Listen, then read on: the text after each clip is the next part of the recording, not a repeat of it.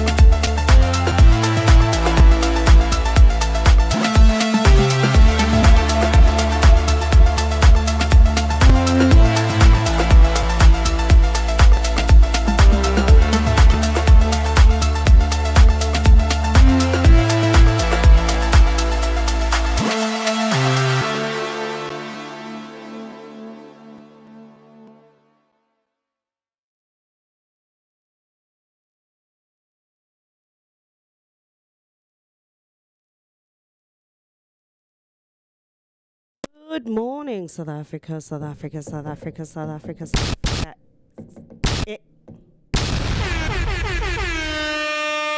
Ka DJ ya. Mara ka DJ ya. I pressed the first. I can hear it. Now, good morning, South Africa. I hope you guys are doing okay. I hope you guys are feeling fantastic, man. It's not a Thursday. Yes, it's not a Thursday, and we welcome you, Konala, to the Vooka Breakfast Show, man. I hope you guys are feeling fantastic because now I am back, man. Anyway, thinking I get to Haweda and I confused the enemy. Like I was so lost. I didn't know what was wrong with the weather. Like it was so cold all of a sudden. Now it's hot, and I'm like burning up, man. I'm like, you know what? It's fine anyway, as long as I get to work and I get to see the Vooka family and obviously the Vooka nations feeling fantastic. Konalana. As you know, if you do not know, then as you know, and if you do not know, I go by the name of Afriberry, also known as Miss Berry Blaze. But to the darker the berry, the sweeter than Don. Yes, man. I hope you guys are feeling fantastic, man. Yes, sis. Like, what do you guys think about this whole Chinese national things that's happening? Because it's very weird, man. I think like this year, 2025 was like a year of revelations in a way. If you come to think about it, like a whole lot of things have been happening in and around the world, and South Africa is just on another level on its own, man. Like Chinese nationals are jailed now for human trafficking. These people have been. It also comes to show our borders, man. This work. Our borders are not guarded, whether it's land or sea. It goes to show you that our borders are truly not guarded. If these people have been doing this for such a long time, only for them to get caught like in 2019. Like, imagine how some of those immigrants have been living there, because some of them will probably been there for like the longest times. But like, it's very weird. It really does show you that our borders are like one of it's a weak point in South Africa's structure for me, because whether it's land or sea, it's not guarded properly. Obviously, for them to come all the way from China or wherever and come inside here, they probably used what? A container. Now, how many of the shipping containers come day in, day out, monthly, weekly, yearly basis that are actually not even checked? So it also goes to show you that things, when they come there at the docks, they're not actually fully checked. But funny enough, we've been seeing busts happening on TV. They're saying that they confiscated counterfeit goods and all of that. But why is it only that? So it shows that you're only just going after one container because you only know about that. Like, each and every single container should have been checked. Each and every single mode of transport coming in, they should be checked. Like, not so long ago, another person was actually caught for trafficking, and now this person was actually being paid to bring those people inside here in South Africa. It's a Zimbabwean national who was bringing people all the way from Moors to South Africa in a truck. Ask yourself, how many trips has that person made all the way from Moors to South Africa, and how many years has that person been transporting people from Mozambique to South Africa? It shows you that these are things that have been happening for such a long time. But because our South African government does not actually even care about our border patrols, making sure that everything on the border is actually nice and safe, hence we have so many situations of human trafficking, man. And then now we recently had that whole Russia incident, man. It goes to show you human trafficking. People see South Africa as like an easy target. People get easily trafficked in the country. People get easily trafficked outside of the country. What exactly is our government and police doing? Why do we have law enforcement on the docks, but yet they're not doing what they're supposed to be doing? Why do we also have law enforcement by the borders, yet you still have people coming in South Africa illegally via the border? And this is something that has been happening for a while. It's not something that just started. And in Topical, they know who umuntu magangena via the border coming into South Africa. But it's not being closed, it's not being guarded. Instead, we have this increasing all the time. South Africa, what's wrong? What exactly is wrong, man? What is wrong with our government? Why can we not get a country that is actually fighting for the people and a country that is actually meant for their people, man? Like, what exactly is wrong? I understand. And then on top of that, you also have Floyd Shibambu coming in saying that the EFF is actually copying what the ANC did. Now, this is very ironic, considering that this person has been bouncing from party to party, acting like a homeless person for me, if I were to mention it. Like, you went from EFF, after EFF, you went to Mkhonto weSizwe, like, awuzazi ukuthi uyakuphi, and then you expect ukuthi abantu bakuthembe mawuthi mayibuya Africa or Africa mayibuya when you launch your own freedom party. And funny enough, all of these parties have the same emblem. Like, what's with the hand? They all have the struggle hand, the one fist going up, standing for solidarity, standing for the people's rights, yet we are not even being heard. Why do you even have that? What's the whole point of having such an emblem, yet you clearly do not know what it actually means? I mean, I really struggle to understand, because like Lana Konamanje, but Floyd Shibambu, leader of the Africa Mayibuye movement, criticized South African black opposition parties, especially the EFF, as unfit to replace the ANC. Now, with that very first statement, that's actually very true, because most African parties are actually unfit. And like for me now, I don't know, what do they call this? EPA, maybe if we just give our colored brothers and sisters a chance, we'll probably get something much more better than what we're actually getting. Like, it's very confusing. But on that very first statement, he was actually not lying, he was actually telling the truth, because they are actually unfit to replace the ANC. Like, everybody's just dipping their hands everywhere. And then he says in a pointed interview, he called the EFF directionless. Directionless, which is also kind of true in a way. Like, Julius has been spiraling out of control lately, and it's very shocking, man, especially for somebody who started his own party after obviously leaving the ANC Youth League. He started his own party and was like, he came with a perfect agenda on the table when he started the EFF, like economic freedom fighters, meaning that this is somebody that will fight for South African economy so that it can boom. So we're like, okay, yeah, right. So this is pretty exciting, right? And he came in with his own color, red.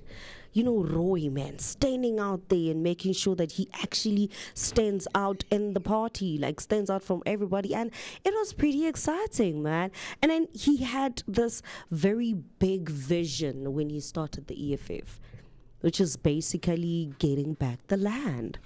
Now, that sounded fantastic for almost a lot of South Africans who were illegally kicked out of the land that they had, who were illegally kicked out from the land that their forefathers owned, or their forefathers used to own. And it sounded fantastic. It was amazing. He delivered one of the most greatest speeches and preached about how he would make everything fantastic and amazing for the black South Africans. And then this year, when we had the whole Donald Trump situation happening, he actually kind of just went down on a spiral, like a total spiral. He started losing almost everybody that was actually originally part of his party, the EFF. Like, a lot of people just like exiting, and then there were also his party members involved in the VBS scandal. So it was a lot, man. And then Floyd also goes out to say, They are directionless and accused it of adopting ANC-like corrupt practices. Now, this is from somebody who was a long-standing member of the EFF, which also begs to differ. Are you also not just literally involved in all that ANC corrupt practices that you are actually talking about? Because you avoided everything that was happening with the EFF by actually just joining Umkhonto Wesizwe, only for you to get sidelined by the MK members.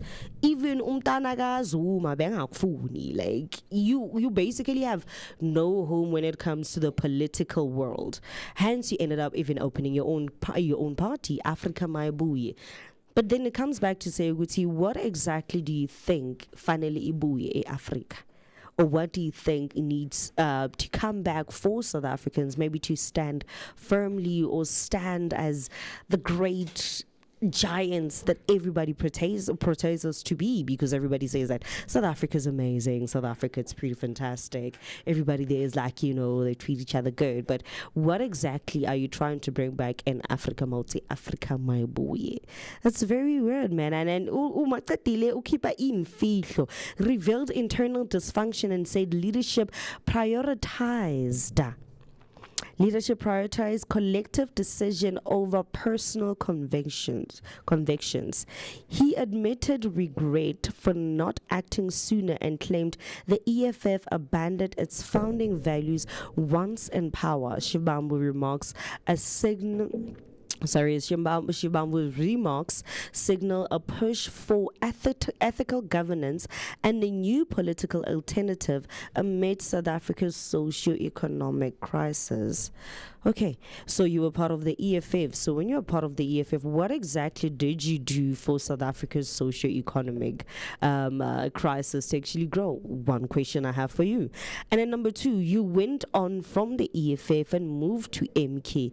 What difference did you deliver when you were MK to uplift the South African socio-economic crisis when you were also there? You didn't actually change anything, and now you come with your own party, and funny enough, expect us to actually believe that you can deliver the change you failed to deliver while you were in the EFF, the change you failed to deliver when you joined MK. Tricky. Like there's a lot going on, man. It's for me, it's very weird, man. It doesn't actually deliver anything that is actually worth the while, because there's so many different things that you could have changed throughout two different parties that you were actually a part of, and instead you couldn't even change a single thing when you were actually in those two parties, the first party being the EFF, and you were there for the longest time. Like the longest time. You were a part of the EFF for the longest time, like a very long time. And then you also went to MK for the most shortest period. You were there for a very short period, and you also couldn't change anything. And you went on and decided, you know what? Okay, so let me just open my own party.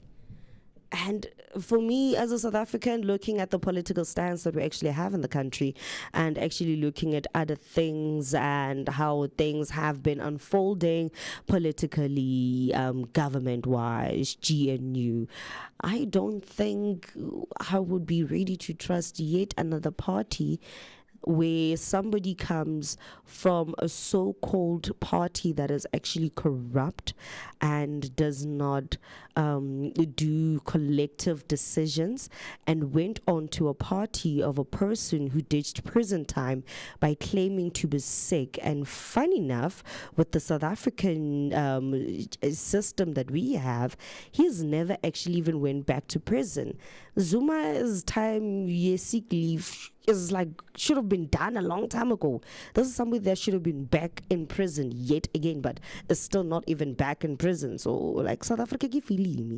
It is a film, And then on the other headline that we also talked about is basically Taba ya kwa Botswana.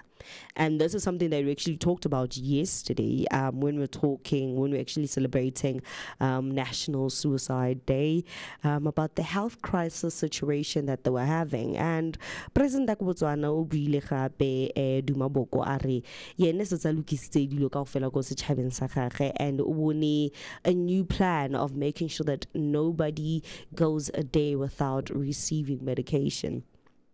This is literally just the perfect time for Africa to come together as a whole, as a unit, and start developing our own medicine. It's not like we do not have people who are qualified, who are qualified to actually start making our own medication, so that we do not have to deal with the shortages. We have enough minerals for us to sell to the other countries for maintaining our health system and maintaining each and every other single thing that is happening in Africa. Because one other thing that actually affected the whole health crisis in Botswana is the fact that people started buying less minerals, like the diamond purchase in Botswana kind of declined. So hence they ended up even having a health crisis, because now that's like one other thing that them as a country depend on in terms of outsourcing to other people, so that they can have money pumping into the country's economy. Now I'm glad to hear that they actually managed to fix that one up, and it's pretty amazing, man. So I'm pretty excited for that one. But I am not here by myself. I'm here with Umusi Mist. Musi, what's up, man? What's up, Moose? Not too bad. I'm not too bad. I don't know, I'm struggling with my voice for some reason. And I don't know what's happening, But other than that, I am alive. I'm alive and I'm pleased and I am happy to be here, man, in your presence and in your company. When you're reading from wherever you're tuned in from. Good morning. How are you doing? Like everybody said, it's quarter to weekend. But for me, technically, this is when the weekend actually somewhat starts, because by the time it hits knock-off time for a lot of people, tomorrow, it's just a matter of just showing up at the office and doing the things. Mara, technically, Chief, we're actually like 10 to weekend for me, but I hope that you are having a great one thus far. Welcome. Jump in, talk to us. What is your morning looking like? Of course, you know that you're always hanging out with myself, the one and only MOOCEE Mist. My name is Musi Mist, and I couldn't be happier to be both in your presence and in your company this lovely Thursday morning on the 11th of September 2025. Time is moving like no one's business whatsoever.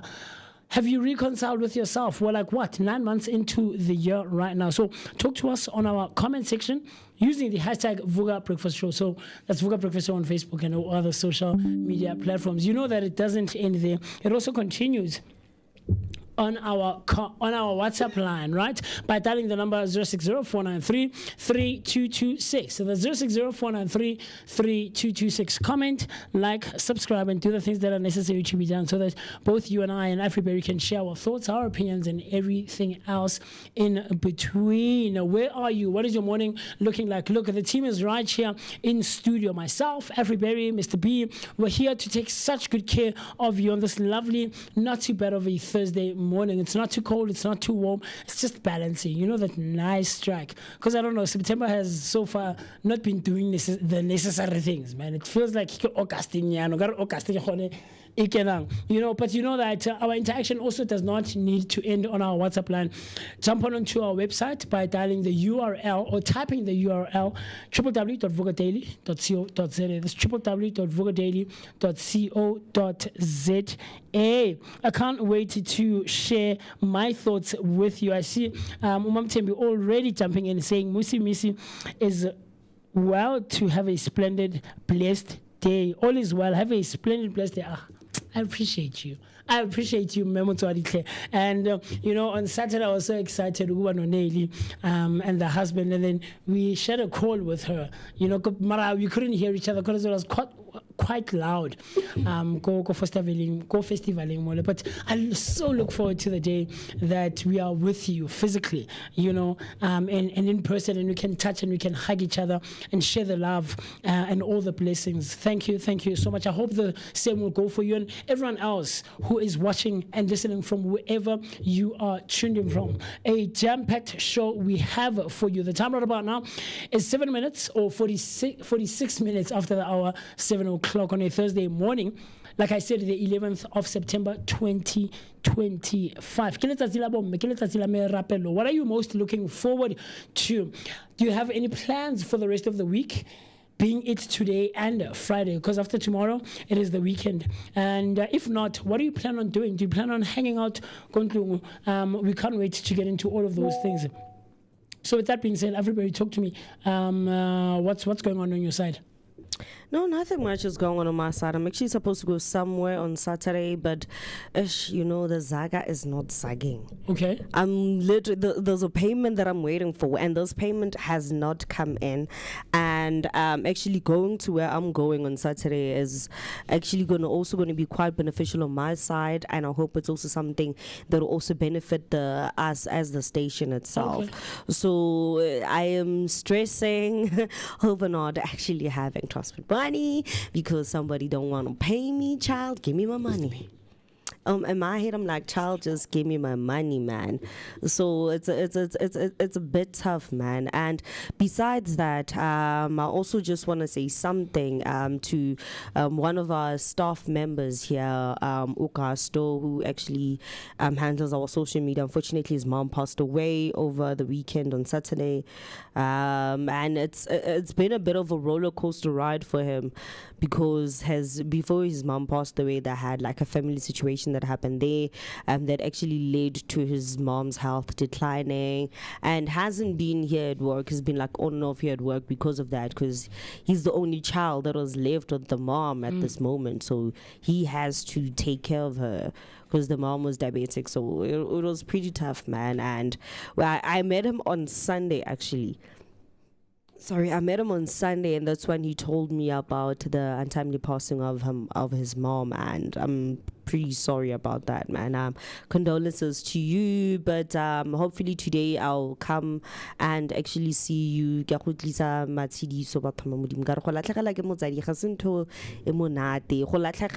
fact, but all we can do is just pray about it.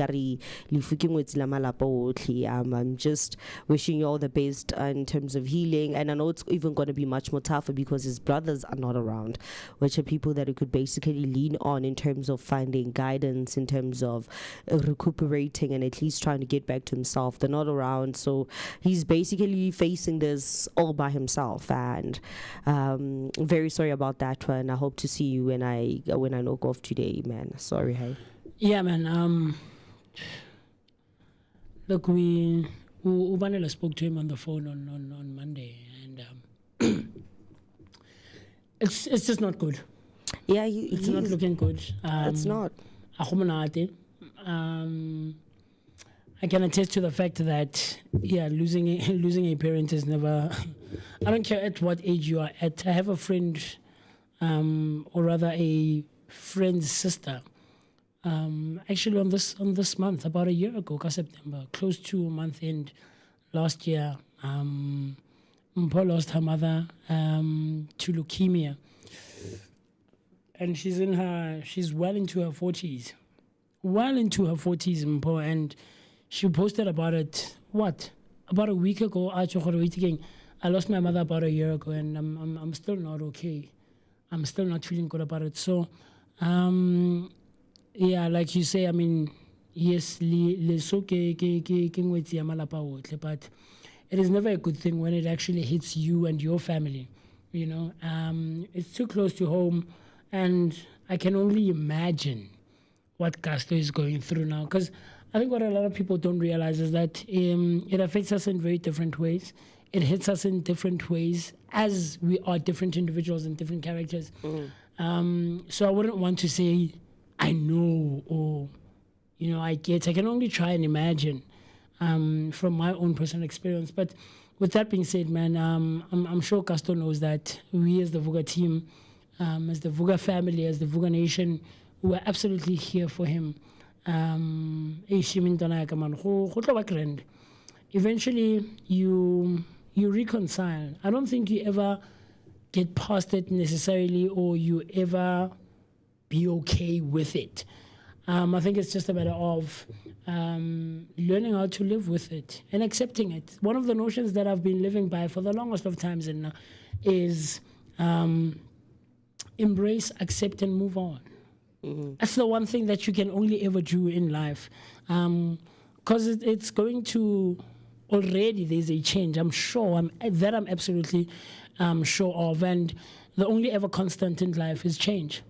And what we can only ever do or try to do when change hits us, whether in the greatest of ways or whether in not so great of ways, the only thing that we can ever try to do is to embrace, accept, and we move on. Embrace, accept, we move on. Embrace the situation that you are faced with, whether it's a great one or not. Embrace the situation, right? For what it is. Like, embrace it. Don't wait for it to come to you. You go to it. After that, you accept your situation. Accept it. And that's the situation that you are faced with. Accept it. And acceptance is half of the job for me in trying to get over or moving on with your life. And then from there, you move on. To deal with it in that acceptance, in that process of accepting and embracing it, you deal with it head on. This is what I'm facing, whether it's a happy one or whether it's not. Because the thing is, and I was telling the team on Monday when we were hanging out, you always have to try and strike a balance. You can't always be on such a low, or you can't always be on such a high. All of those things, both of those things have their own drawbacks, and they have their own pros as well, right? So you always have to try and strike a balance of some sort, and you move on with life. We move on. It's not going to be easy. We're not saying let me just move on. No, but you deal with it, you accept it, you embrace it, you try to reconcile with it as best as you can, and it's not going to be easy. That I can rest assure you, it's not going to be easy, and it's going to take time. But we why I radio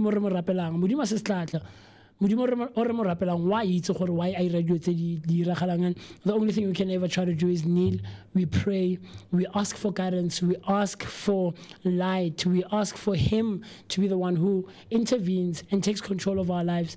And yeah, man, I'm sure Shimi and the family will be okay, but I think he should also know that as the Vooka family, we'll try to help and be there as best for him as we can, man, in any shape, form, or manner that we can, to the best of our ability, man. And yeah, I don't know, man. Yeah, it was pretty heartbreaking when I saw him on Sunday, because for me, because besides us living in the same area, me and him, there's a certain situation that we currently both facing that is very similar, especially because it involves our family members. For him, it's his brother. For me, it's my cousin. And that is one of the situations that has been putting him down, since the Rand show. This person has been going through the most. 3 of his brothers, all 3, it's a problem. He's the youngest, and he had to man up in so many situations because of the situations that his brothers put him in. And some of those situations are the situations that actually led to my old lady affiliate akula. And man, for him, I'm just praying, man. Bruh, you know where to find me. If you want to talk, you know where I live, right? Just feel free to come through and we could just sit down and have a talk. I'm very sorry.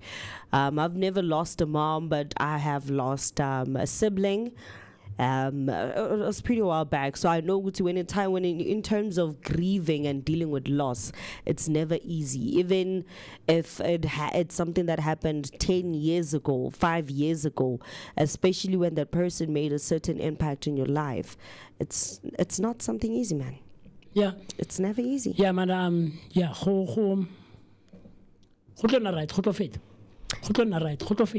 I'm an optimist through and through, man. I'm one of those people who speaks life and fruition and success and wealth in abundance, and like I never. Hey man, I'm never heavy on myself. Even when I remember, man, like the past 2 weeks, man, it was just a lethargic feeling around, you know. But I'm never someone who looks down on myself. I'm never someone who says, hey, I get to feel sorry. So I'm an optimist through and through, and I completely, utterly, and absolutely believe there's always light at the end of the tunnel. Completely. Always, guys, like Mudima start, like guys, like I remember back in the day, man, you know, in my younger days, there was this guest priest, or I don't want to say guest, but yeah, he was nearly guest. He was, I guess, yeah, you know, but he was working go perishing Arona for a couple of Sundays while our parish priest rather was away for something. So but he came, and you know, he said something that has stayed with me for over 10 years now. When we pray as individuals, we need not want to sound like, hey, language Bible. You know, gifted, or there are people who do have that ability of being able to pray and speak to God ka language e nngwe, you know, Ramasedi, God Almighty, hey, you know. But what he said, and the point of his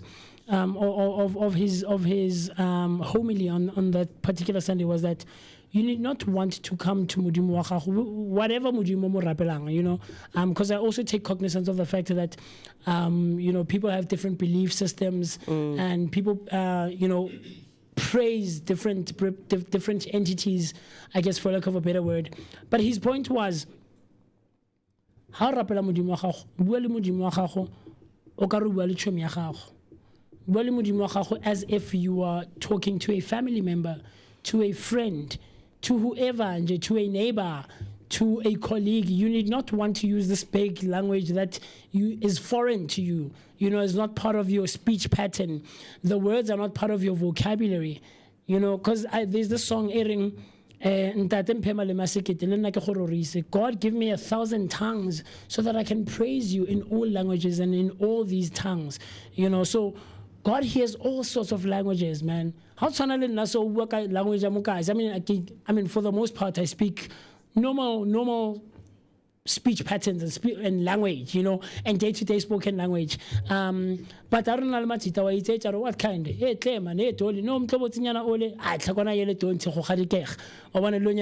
We have our own street language that we've developed, Dobsonville, and that's what he encourages, that guy. He says, come to Mudimu and speak like that to him. He will absolutely hear that, because it will come off more authentic than anything else. So, you know, those are some of the things maybe we should also maybe try to talk about, actually, because now that I think about it, we've never spoken about that with all these spiritually inclined individuals that we've had in studio. So share your thoughts, man, on this lovely Thursday when what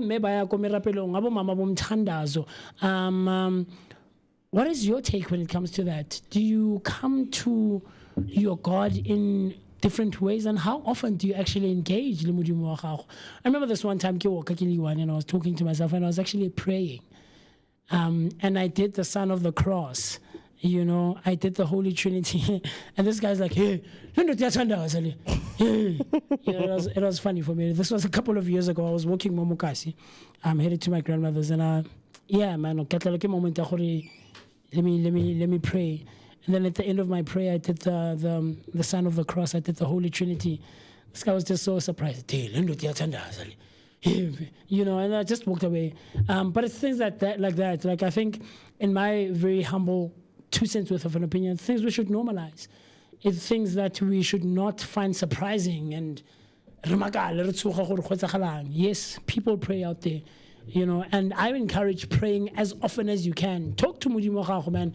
You know, if you feel like, hey man,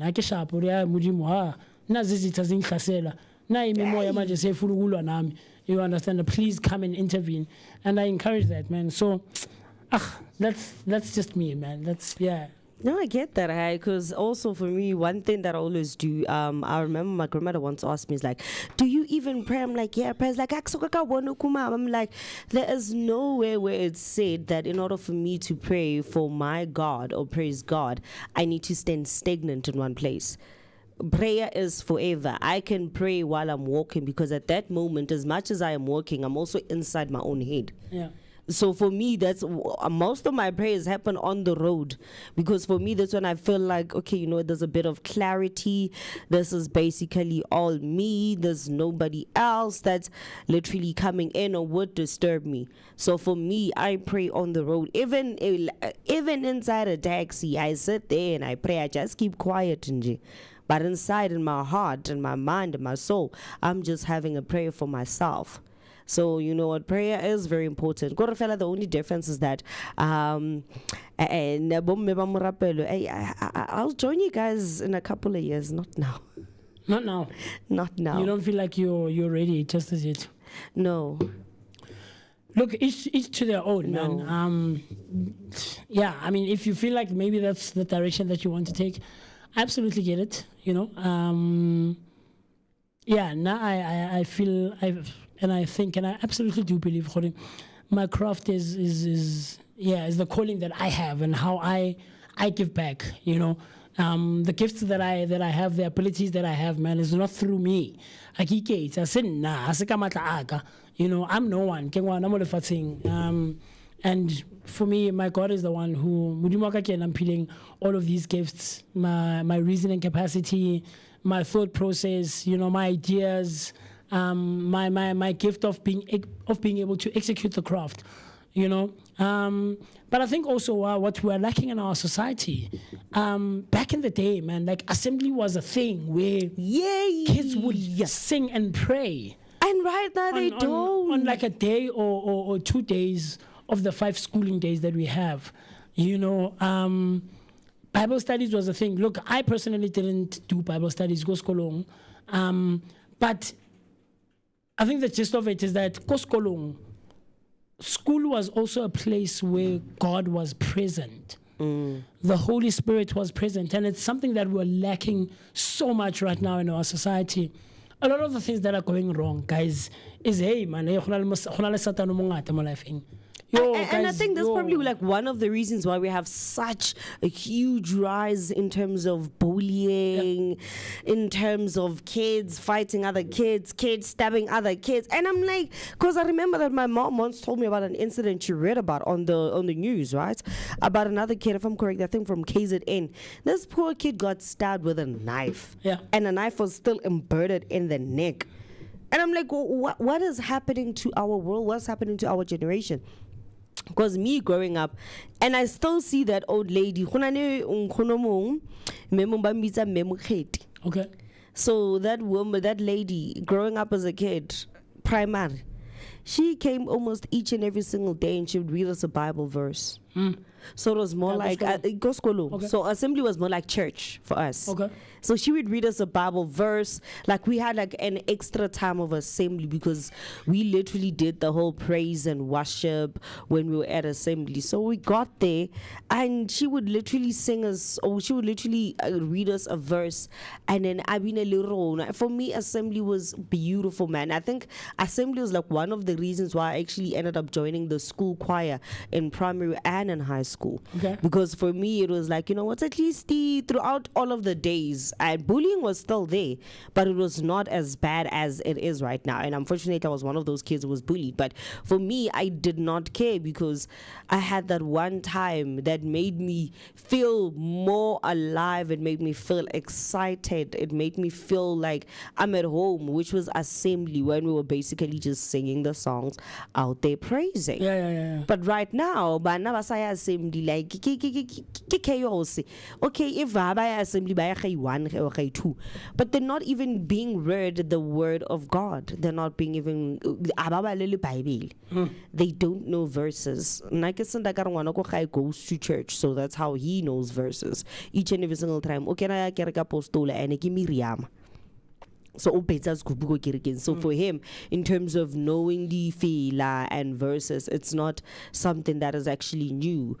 Because even where once in a while, you see one of us grabbing a Bible like, hey, and then the times, like during the week, I think it happens, we do that almost 2 or 3 times in a week, where we just even play clap and tap music. That's all that we do. And we all sing throughout the night. And it's also not even about not even going to church. A person can go to church, but then if you also live within a house that does not even praise or worship, you kind of lose yourself in a way. If you're going to assembly, you go long, and you come from a house there's no praise and worship.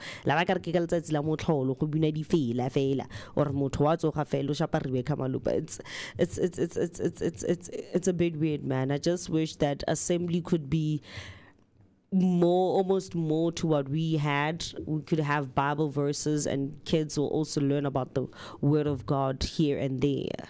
But we'll just have to wait and see, hey? Yeah, look, like I said, I think a lot of the problems that we're facing in society, not just in our country, just in the world society in general, is a whole lot of it has to do with the fact that I'll say to you, Modimo, man. I'll say to you, Modimo, you know, I'll say what a lot of the youth, I know, man. You know, I myself haven't been to church in a while, and it's not good. It's not good. I've been having that conversation with myself for a while now. It's not a good thing. And part of it is also the fact that our priests and our pastors, reverends, I don't care what umfundisi, ubabusbanbani, muruti, all of those people who stand at the front of congregations, at the front of parishes and priests, and but basically, who are supposed to be sharing the word of God and bringing people forth to the light, are the ones who are leading people astray. And you know, someone said in conversation, and this was just in passing, someone said that these people have so much influence and sway in society because they, on a weekly basis, there isn't any other place that gets so many people in one place to congregate. Thus we refer to it as the congregation. One understand masses and masses, numbers and numbers of people who come on a weekly basis and come and listen to you. When more lifing. I've always said it to all the people that we've had in studio, the ones that I've engaged anyway, on a spiritual alignment Thursday like this one. And I asked, guys, what are you guys doing? Why our people are so lost, and church is not playing the role that it should be playing. I don't care what what Ibitswang, this thing. Can I be wrong? The D word, land to know. But I don't care what kind of church you go to. I'll remember the word. Oh, please remind me on our chat. What the not demographic, but I cannot I don't care what church you go to. Well, understand, church should be a place of reconciliation. It should be a place where we come together as a people, despite our circumstances of life. Well, understand, it should be the one place where we can absolutely agree on one thing. And let God take control, man. It should also be a place of healing. Absolutely. I don't want to lie. You see, one of the major reasons why I stopped going to church, I stopped going to church because and I'm like, I'm there to find peace. I can't be leaving tele kontle le megogagogano ditshebo kontle ebe ke re ke ya ko kereke mo leng gore ke batla go bona mofutho lerato kagiso, and then I ke fitla kwala I still find the same thing that I left outside at church. For me, it did not make any sense. I even told my uncle, because my uncle is a pastor at the church that I used to go to. I'm like, I'm not gonna go to church anytime soon. I can go to church, but I'm not going to fully commit to any church anytime soon until church actually goes back to what it used to be, a place of salvation, a place of peace, a place full of warmth, somebody's beacon of hope. And at this moment, I do not feel that these churches are what they are supposed to be doing. It doesn't matter if you're a Muslim or you're a Jew. Denominations. It doesn't matter for me at this moment until churches start becoming what they are, what they used to be, or what they are supposed to be, a place of heaven, a place of salvation, a beacon of hope. That's when I'll officially say, okay, ki itlama ka senyepa mo, ka buela. Until then, my uniform is gonna stay there in the wardrobe. No, I'll go to church, but otherwise my uniform will just stay there in the wardrobe. Yeah, no, I hear you. Mom Tambi coming through on our YouTube comment section saying, yes, team, God knows and will heal the wound. It's just a matter of time. Absolutely. Absolutely, Mumutswadi. Absolutely. I could not agree with you anymore. You said it and you said it right. Like I say, I always say that, man. Like, nothing... I don't think things happen just by chance, man. Like, no, there's no such. I don't think so, man. I've thought about it a lot in more life. There's reason, man. There's something or someone behind it. Like, whether you believe in spirits, you believe in ancestors, in God, in Idlozi, Itonga, you believe in different entities. I don't care what you believe in, whether it's your gut feeling, it's your sixth sense, Chief. There's something conspiring, man. The universe is listening, God is listening, something is taking charge and making all of these. At least I believe so. We're not just living Molofating and J for the sake of, So it's that for me, and with time, it'll be okay. It'll work out. And then Zinzi Elizabeth coming through. Hello, Zinzi. How are you? Saying a very good morning, Vooka Nation and breakfast team. It's a spiritual alignment Thursday and looking forward to a blessed day. Wishing you all a splendid and blessed day. Hashtag Vooka Breakfast Show. Hello, Zinzi. We appreciate, man. Very, very, very cool stuff. Jump on onto the chat, man. Tell a friend to tag a friend, or tag a friend to tell a friend. Because, like I said a bit earlier on, the most important ingredient of every weekday morning right here on the Vooka Breakfast Show is you. You are the most important ingredient. So do come in and hang out with us so that we can have a great energy exchange right here on the Vooka Breakfast Show, brought to you by the Blinko Network. You know that you're always spending some great quality time with myself, the one and only MOOCEE Mist. My name is Musi Mist. I'm here with Afri Peri, and we're going to be taking such good care of you. So look, man, the time right about now is 14 minutes after the hour, 8 o'clock. Let's quickly go pay our dues, or our bills, get out of our dues. Let's quickly go pay our bills, right? So that we reconcile, and then we have a glass of water just to hydrate, because water is an important thing. The days are starting to become warmer and warmer and warmer as the year goes by and the months go by. So let's do that, and then you and I and Afriperi will see each other right after this. Cool stuff.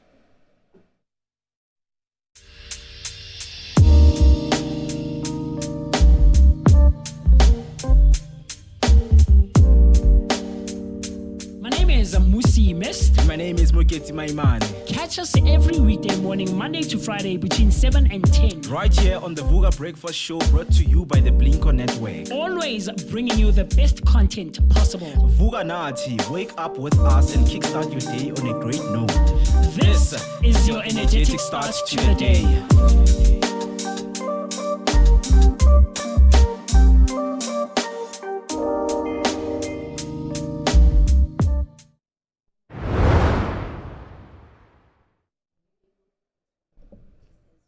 Hey, welcome back.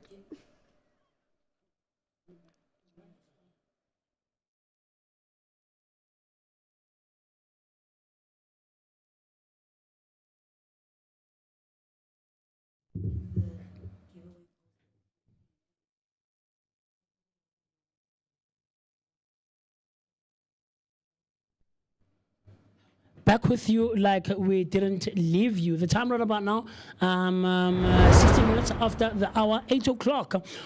On a Thursday morning, the 11th of September 2025. Look, September is such a special month for me, Mr. B. September is such a special month for me. Part of the reason is because, like I've been saying throughout the entirety of the week, is that I grow up in September. It is my birth month. Guys, ke kopa le ruta something, actually. Hey, Mr. B, you know those people who say, my birthday month? Guys, I want a birthday month. Birthday, day and month in one sentence. Hey, guys, little bisa tata. No, man. It's your birth month. Right? But it's just one of those things that I keep seeing online. People saying, hey, my birthday month. It's your birth month. You either have a birthday or a birth month. So part of the reason that this month is so important to me, and it's such a special one, is that myself was born. I am born in this month. My brother is born in this month. A whole lot of my family members. I mean, my uncle, the last born of my mother's siblings, is born in this month. 2 cousins of mine are born in this month. So it's quite a special month for me. And TC said a while ago that it's, just it's rejuvenation, it's new life. I mean, on Sunday we had the blood moon, which signifies that there's transition that's taking place in the world, and it's not the only what do they call it, Mr. P? Those moon cycles and all of those things. They have this word, man. TC used it on Monday. TC, what's the word? Sorry. Yeah, but there's another word. But anyway, it's not the only one that we are going to experience this September. Celestial, yes. Ooh, it's not the only celestial event we're going to see this month. I think there's one or two more, if I'm not mistaken. So we look forward to those ones. I mean, we took a picture, Mr. B and myself, as we were leaving the Kota Festival on Sunday evening, and yeah, man, it was a beautiful, beautiful sight to witness and to just to be a part of. More lifing, I can safely say that we saw the blood moon live, and we actually took a fairly good picture. We'll share that with you in a second, man. But that's why this month for me is so special, man, because it has so much, man. This is our new year, technically. If we come back to the African calendar and the African cycle. Yeah. You should be seeing it on your screen, or you just saw it on your screen right about now. It's coming up now, and this is the picture that Mr. P and I took on Sunday evening, man. Such a beautiful, beautiful, beautiful sight to witness, man. Look at that. Man, it was crazy. It's actually the new year today according to Ethiopian calendar, and it's 2018. 2018. Yeah. So according to the Gregorian calendar, in Ethiopia right now, they are celebrating 2018. So their calendar, remember that it's way behind compared to the Julian. Again, we use the Julian calendar, ne? No, we use the Gregorian. Yeah, okay, well, according to they actually don't use the Gregorian calendar. There's a different calendar that they use, and they celebrating New Year's today. So for them, it's actually 2018, not 2025. They are way far behind compared to us. We are faster, and they are. Dive into history a little bit now. Yeah.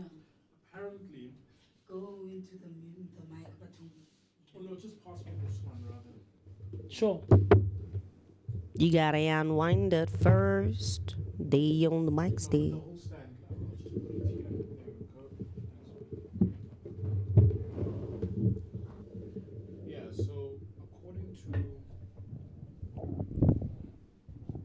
Yeah. So according to some history, ne, kutiwa we possibly not even in the year 2025 because the letter I or the letter J was substituted back then, because some of the ancient buildings, when you walk into the front door, you would see that there would be the year in which the building was built. So you would see there was I, and then there would be 3 numbers. So those 3 numbers would then constitute the year that the building was built. So then they substituted I or J and they put 1 in front. Please explain. Okay, let me take a step back. So you walk into these buildings, and then right at the entrance, Lapape Zulu, I'll show some pictures. You would see the letter I or J, and then 3 numbers. So those 3 numbers were essentially denoting the year at which the building was built. Is this using conjugating the way we are taught to count? The Roman numerals, yes. No. It's not using that. No, it's so there'd be 3 numbers. Yep, 3 numbers, and then before that there'd be the letter I or J, right? So. And what did the letter I or J signify? I'm not sure, but then the year in which the building was built, they would normally stamp it right at the entrance at the door, Pezulu. Okay. Yeah. But my suspicion of the I Nuche, they would mean the dispensation at the time, because there's talks about the 1,000 years that Christ will come and rule. Yes. That 1,000 years has already come. Okay. It has happened already. Yes. And then obviously Satan will be released. Then he'll also deceive the world and all of that. Yes. So that has happened. And when we talk Tartaria, as well as the Tartarian Empire, this basically says that we're not even in the year 2025. Actually, we could possibly be in the year 1025. Yeah. So an entire 1,000 years is missing. Yep, 1,000 years, because the I or the J could mean that this is the dispensation or the era of Christ, but then this is now the number of years right in front, just after the I or J. So possibly we could be in the year 1025. Hi, maybe that's why. So where was this practiced? Which part of the world? So we're looking at mostly the Tartarian Empire, which was a little bit in Egypt, but it's mostly in the Rome area. Okay. Yeah. Especially with buildings. Yeah.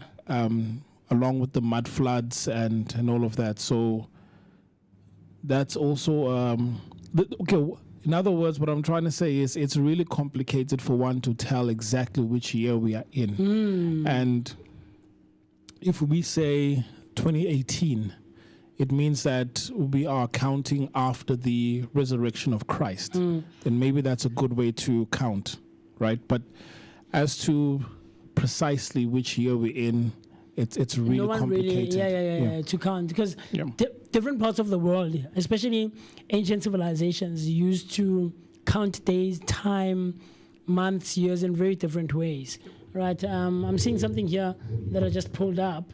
It says Ethiopia uses the Ethiopian calendar, which is a unique solar calendar with 13 months.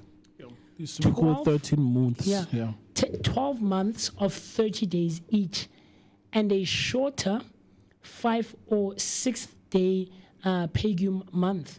It is rooted in the Coptic calendar derived from ancient Egyptian and Julian calendar traditions. But it differs from the widely used Gregorian calendar due to a different calculation for the incarnation of Jesus, or for the incarnation of Jesus. This results in the Ethiopian calendar being approximately 7 to 8 years behind the Gregorian. Okay, the Gregorian calendar. Okay, Afriberry. So there's what you're talking about holds some truth to it. Yeah. So it's okay. That's interesting. But we really don't know which year we're in. Yeah. Because I mean, in Asian culture, they have Chinese New Year. Which is, I think, a couple of days or a couple of weeks right after the actual New Year that we know about, or it's different. It's way before, like now in October or November, I think, if I'm not mistaken. But it's nowhere close to December, New Year that we use, or the New Year that we we actually grew up knowing. Yes, I hate when this feeling happens to me. Observe, yes, the new year that we observe and take note of, you know. But yeah, it's quite interesting learning all of those things. Chinese New Year is February to March, I think. Yeah, it says date will be on the 17th of February 2026 to Tuesday, the 3rd of March. Chinese New Year, also known as the Spring Festival, marks the beginning of a new year on the traditional lunisolar Chinese calendar. It is one, my phone is failing me here. It is one of the most important holidays in Chinese culture and was placed on the UNESCO Intangible Cultural Heritage of Humanity list in 2024. That's interesting. Marking the end of winter and the beginning of spring. This festival takes place from Chinese New Year's Eve, the evening preceding the first day of the year, to the Lantern Festival, held on the 15th day of the year. The first day of Chinese New Year falls on the new moon that appears between 21 January to 20th February. Very interesting. Very, very interesting. So, So my guess was right, like a couple of weeks after the actual New Year that we know about. And I know, it's just that here in South Africa, they don't actually, they don't actually celebrate it that much. Because I can read Chinese New Year's is filled with like a whole lot of firecrackers compared to the New Year that we know. Right? Each and every single float has its own cricket. So, hey, Ariti, maybe next day we'll find a place called Chinatown, no? And actually get a chance to fully witness Chinese New Year. I haven't seen Chinese New Year celebrations in South Africa. I've never heard of them. But I know a lot of Chinese people do observe or have learned about it growing up and stuff. But I don't know if they observe and it's actually celebrated in our country, in South Africa. So it'll be interesting to find that out, man. But yeah, so clearly a lot of these cycles are based on winter ending and spring coming up. So that's why like Lerona September for us is like a month for rejuvenation, recouping, and new life. You know, since springtime, the things that I've been seeing online are really irritating me, and I don't find them funny. That guy, I didn't even finish that video. And it makes no sense. Yeah, no, like no respect. We are at justifying all. Disrespect and turning it into fun and jokes and laughing. And no, man. No, but are facing a lot of things more life. I haven't been finding those videos funny at all. Like there was nothing funny about it. Hey, no man. But there's this one video I saw, an elderly lady. What are you doing, Mar? Like, no, guys, look, don't get me wrong. I did it. I observed it in a summertime. It's not anymore. I stopped like literally in primary, and when I get like a stopper, it's because I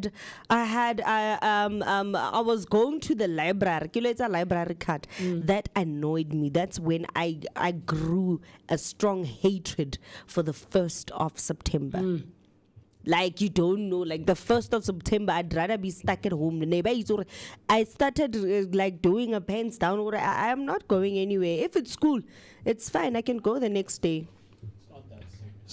No, it is. It is. It is. It is. Look, man. It is. Fine. Everyone else thinking that people are going to be playing with you guys and stuff. Because like she said, no, guys, please, I'm an interview will be Emin because I want to know about yeah, your interview can be at any time. Depending on the place that you're actually interviewing at.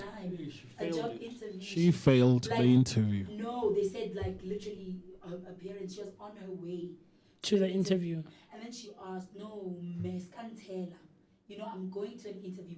Mam Tela, Wanola, and stuff. And the police card, if they say your interview is at 11, You at least have to be there at 10. the company, you have to be there at 10. At 10:30, 10 to 10. You know, it must be early. Yeah. Because that shows that it's a good. So she failed based on that.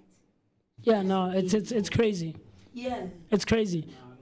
Like Jay, like she came in a mess. She was wet. It's like, Yeah, I can show she was all over the place. And yeah. Now your wits are not about you, like in Jay. You've lost it already. The days are No always gone interviews away. must be conducted on the 1st of September. Why? Gore re tlogele lona, re justify le lona gore le dlale ka metsi. Yeah, so Nope, we thanks, can, Chief. we can splash each No, other. It makes no sense, We need to make a man. petition. gore- It's spring, man. It's a new year. and for so- us. Oh, so wena kahle kahle usinda ngoba zange bakuthele ngamanzi. So ukhuluma kanje. I mean, I've been multiple times. Yeah, but fine, Manela. I look, if you, that's why I get it. I don't take it away from anyone. I observed Spring Day, But- Linda. I think throughout high school, the only time I did observe and actually participated was in the 8th grade. 9th grade, moving all the way to this year. So if you want to play with water and you guys splash each other and have a good time and observe the 1st of September and Spring Day or spring coming into play in the year, well and good, great, go for it. Knock yourself out. But don't want to involve everyone else who's passing on the street. We're not involved. I ke batla go dlala, ke tshwere ke stress. Ha ka patala Wi-Fi, ha ke itse bana ba ilo ja eng. Mosadi wa ka o ntshile, mosadi wa ka wa ntshitela. Ko mmerekong ke mo di listing. Ngoba yakchitela and whatnot, ne? Let's have a little fun. With who? Angnaskati, angikho lapho. No, man. Ake Even mo. yesterday, I saw this other video of this other lady. She was driving with a car. On her side, I just want to say what she did was pretty stupid. You are driving and then you leave the car and then you chase after somebody. How smart is that? Because they were pouring water at the car. You should have just continued driving. Oh, meolo o tswang ba mo tshela iso. Yeah, and like wapu that's- macho that's- mangathatile abagijimis and That's bamela fun. and bamela And wabagijimis whose wafika expense? khoneni makathi uyabuya bamfaka bonke in one place rwa amanzi. Oh, that was funny, man. No, it's not. Guys, it's not funny. Like, I'm sorry. Like, I don't find the thing funny whatsoever. You know, guys, we're so stressed as Yes, and I can't be Yes. playing with water, Chief. and the reason why we're so stressed is that we take ourselves so serious. So serious.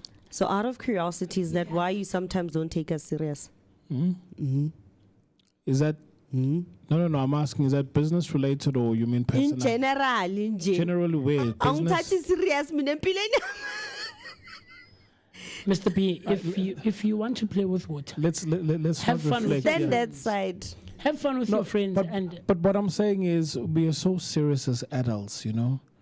Like that's why man's stressed to go cool. So yes, there's other ways that people unwind. They go out on a drinking spree. But let's live a little, man. do it with your friends. Uyazi mina kungcono I'd rather ngihambe ngiyodlala iskipping nomgusha nabantwana than ngizothela ngamanzi. If you want to say I want to unwind in a fun way, that's what I'd rather do than ukuthela ngamanzi. I agree. Like serious, must keep Abanye amati. abantu abagezi, so Yeah, no, yeah, I'll just try it. I said the papel. abanye, like let's Has nothing to do with us, Chief. Hey, mana, hey. as tell abantu ngamanzi, guys. And I think we should do this like every month. Yabo. Banele. People are going through a lot. You like see, like once you said. start that one, you'll start having an argument with your ancestors. Me, you must not test me. My ancestors. Angifuni ukuzala evuko uzongikhasa ngamanzi. Mama, mawe, mamthembi. Okay, but what if we play with food? Yeah. It shouldn't happen at all.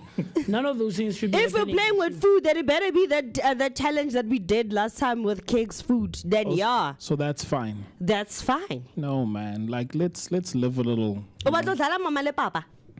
No, man. Like I am already a mom, a dad, whatever. So That's like the only way that I Already can have think that. about a person playing No, what with food. Mama le papa. I really tin la baked beans, but no, otherwise. what I'm saying is that part is already occupied. Yabo. Ke papa and then daughter as mom. But I'm saying let's live a little, man. Come on. Okay, it's fine. Why too serious? Okay, kusasa ngicela uze namathini izidlala ibhathi ke. Look, Mr. B, like I said, each to their own. There's people who have food fights. There's people who do all sorts of things.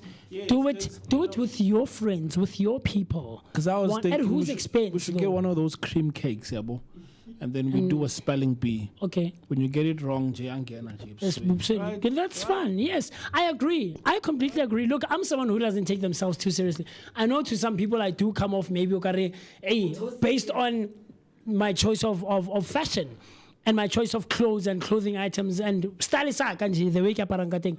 I could come off as if, hey, look, I can only show me and I know my friends watch the show, right? They might not be watching now, but at some point I know they try and catch up, right?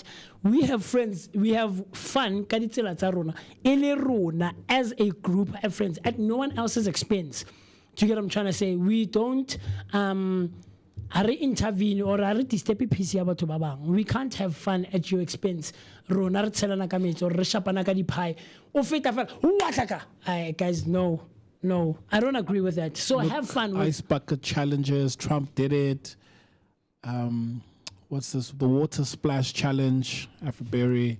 You know, Zonke listen to this. Fun, man. Come on. Yeah, I it's am not fine. You can denying do it. them. Oh, that's fine. Let me show you something that actually okay, happened. Guys, okay. Naked los the indigenous games. Because I know that I have seasonal flu. So by the time you finish splashing me, one of the other reasons why I don't even go to pool parties, my friends know, besides the fact that I can't swim, is because I know I can't swim. Okay, guys, I'm After hosting a that- pool party. Yeah? Okay. No, we'll come. No, it's fine. I'll sit there.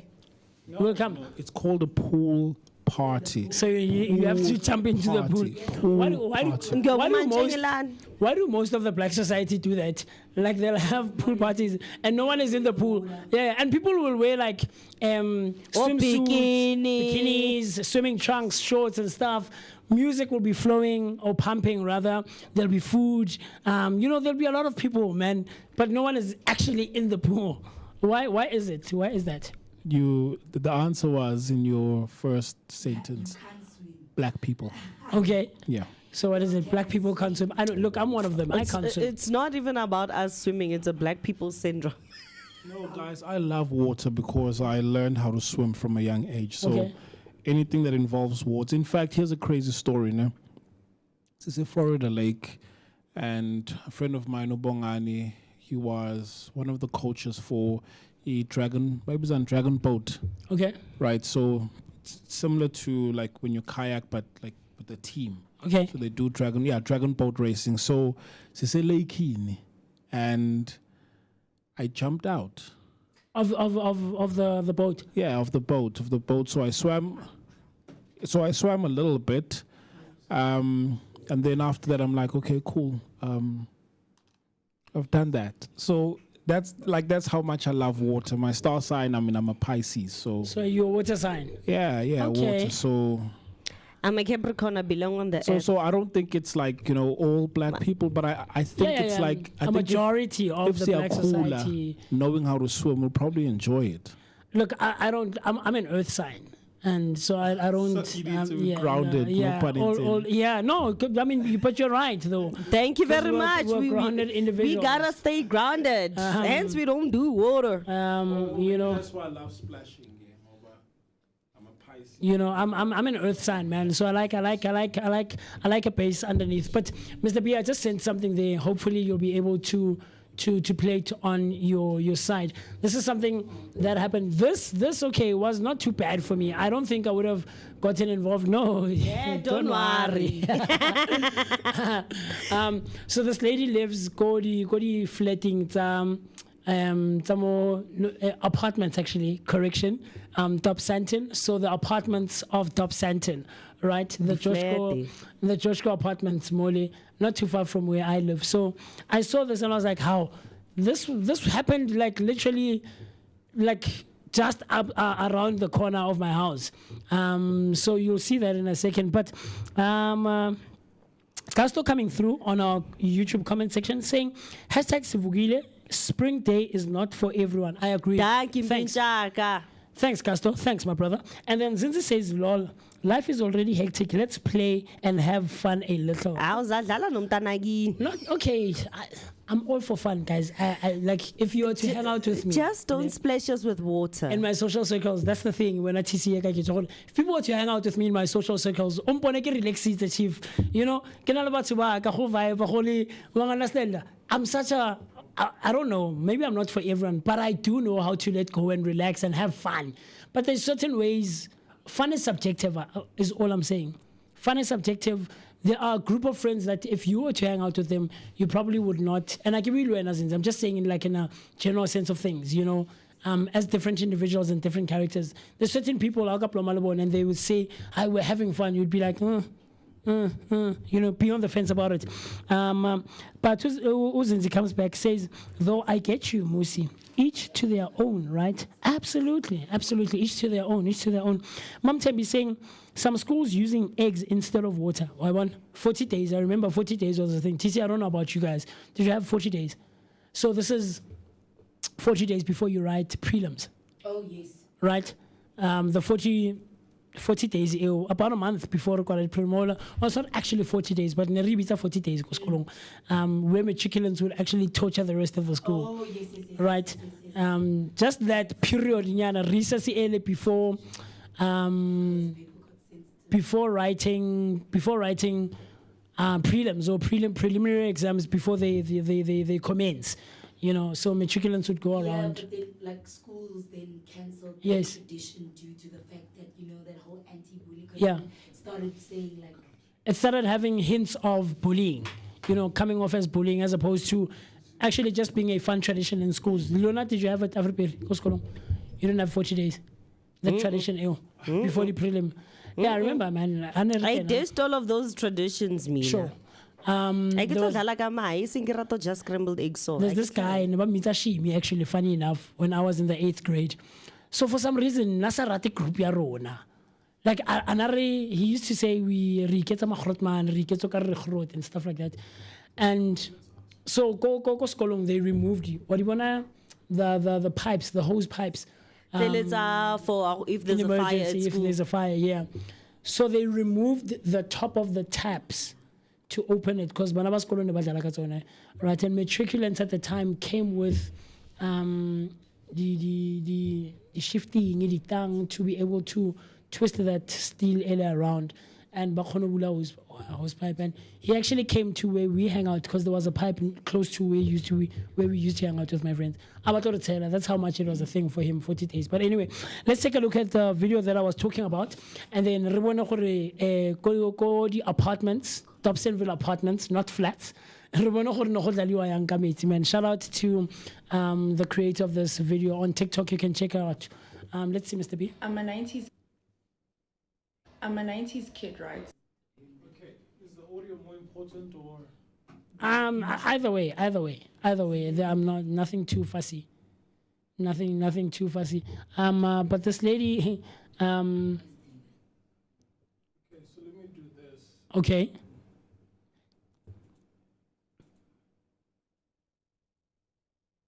I'm a 90s kid, right? But I think let's have the audio, hear what she has to So I want to see say. if these kids still respect their elders, because I'm grown, okay? All songs are about Kuza, because they must listen to me. A few moments later. I'm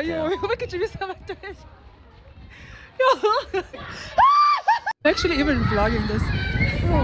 Okay, it's not appearing so nicely, Mr. B. I'll do instead.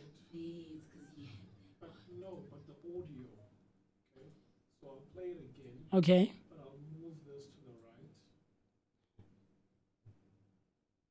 I'm a 90s kid, right? Yeah, it's still. And today's the first. So on the thing, it's looking good, but when you actually. So I want to see if these kids still respect their elders, because I'm grown, okay? All songs are about Kuza, because they must listen to me. A few moments later. I'm actually even vlogging this.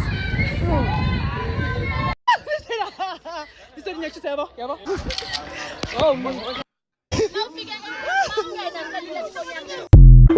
Guys, look at those smiles. I mean, look, it looked fun. It did. It looked like it was a fun time. because I actually did comment. Oh man, and I those think smiles, please, man. The mic there.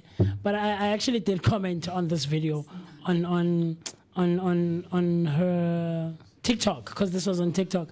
I commented, man, and I was like, how kanti kokaseka, it was this fun, you know, on the 1st of September. She's like, yeah, man, we had fun. And people are commenting on this video saying, when available, because she was like, I'm a 90s kid and you know. So that was actually, it was fun. It looked like fun, but no, man, I don't have fun at people's expense, is all I'm saying. That's the point that I'm making, man. But yeah, talk to me. Actually, what did you do for the 1st of September? Did you play with water? Were you at work? Were you a victim of being splashed randomly on the street? It would be fun and interesting to find out from you. Yes, you who is watching and listening, when are you already from wherever you are tuned in from? Did you participate everybody this year? Did you play? I never. You didn't. What did you get up to? Me, I was just at home, chilling. Okay. When was spring day? 2 weeks ago on a Wednesday. Wednesday. Nah, I didn't do that. Yeah, you didn't play? No. Did the kids play at home? No, we don't do that. Like Kostra thing, they didn't play. My street is mature. Like even the kids on my street, but they were just chilling there playing soccer. No spring day celebration. Yeah. I see. Nothing. Simami Kalani coming through saying, good morning, Vooka Nation. Hashtag Sivukile. Hello, Simami. How are you doing? And then she comes back. She says, I love water, even though I can't swim. But that doesn't mean ke batla go tshelwa ka metsi nje. Yes. Yes, when a girl. Yes. Say it loud and proud. Wa utlwa banele. No. Sa go tshela bana ba bang ka metsi. No, I taught her how to swim. She knows how to swim. Yes. It's fine. Sort of. Yeah. Yes. But she, yeah. Wa mutla reng. Sa re tshela ka metsi, chief. No, me ngizomthela. And I'll shoot it. Guys, you know, we're so stressed. Our shoulders I get hurt. tlhaloganya gore go tshela batho ka metsi go ntsha stress sa gore go tsagalang. Kare o ntshwarisa motho mo tshelang ka metsi stress se se wes. So I don't understand ukuthi when you say spring day is nice, we're so stressed, it's nice ukutshela ngamanzi. You don't know if it'll have the effect that you want to deliver to the next person when you do that. Right. When you may go there with the M and say like, no, it's gonna be fun, it's gonna laugh, but people like everybody's like going through the most. Like esiyagoisha cho. For when now umthela ngamanzi stress. Guys. Wena ungakhulumi izolo bogowa la wena. Guys, Mgowa is always going Wena to be bogowa izola wena. Yey. Umgowisho. Yes. Stress is always going to be a part of And then life. when you're going through stuff, when you have that whole atmosphere of people playing around, it's like because nowadays on my phone it's IP67 rated. Okay. So akusafani njengaqala. Uteke 24. No, guys, ngitheleni my phone, don't worry. It will be able to handle that. Yeah, okay, sharp. Intanga zami is people. No, it's you guys. So ngizothelani. Like intanga yawo akuso fitli go date relax ababa. But we're not saying comparable to be the same age. What I'm saying is with the same age group. Yeah, age right? bracket, yeah. Sure. Yeah. So wintanga yami ngizokutela. See, Live, man, if live, we man. agree here at the station, maybe along with employees of E7 and that, if we agree here, Kari once September, guys, after working or like maybe after lunch or something, we'll observe Spring Day, right? If we agree, not a random passerby. But now it takes away from the spontaneity. No, but we agreed. So if I sit here in studio and I sit on this couch, But hence I'm saying And I say, the guys- ability for us to be spontaneous. be spontaneous with people you agree with. No, it should be a thing. Then that's not being spontaneous. It is. You are being spontaneous, Lona. Hashtag word of the day spontaneous means it's planned it's not planned. spontaneity. It will be planned spontaneity. One understand. So imagine if on that particular Wednesday 2 weeks ago we had actually agreed, right? But then that's not being Eberedla. spontaneous. Nako ba re dlale party, diketo, skipping, gusha ya That's not being spontaneous. And then we splash a random adult passing by la estrateng. Anchaya gancha. Abakwata motho motona. Man, relax, man. Relax. There's more to life than this, man. Yes. There's more to life than this. No, but no, I don't really, I don't agree with it. I don't agree with it. But anyway, talk to us, man. Yeah, it's funny hearing people's views when it comes to this, man. Witty King, you know what? For me, no, don't splash me with water. Let's rather just play indigenous games. Same. But so just before we have our guests coming to studio, it's time for us to go to our daily bread, which is today in history, right? So. Yes. Which is today in history. And today in history, so what we be hearing right now, okay? So, yes, our first history event is 2 planes crashed into the World Trade Towers in New York City. On this day, 4 terrorist attacks by Al Qaeda were performed in the United States.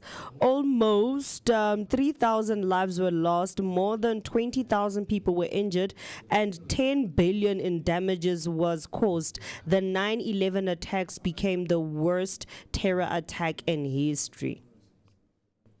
The 9/11.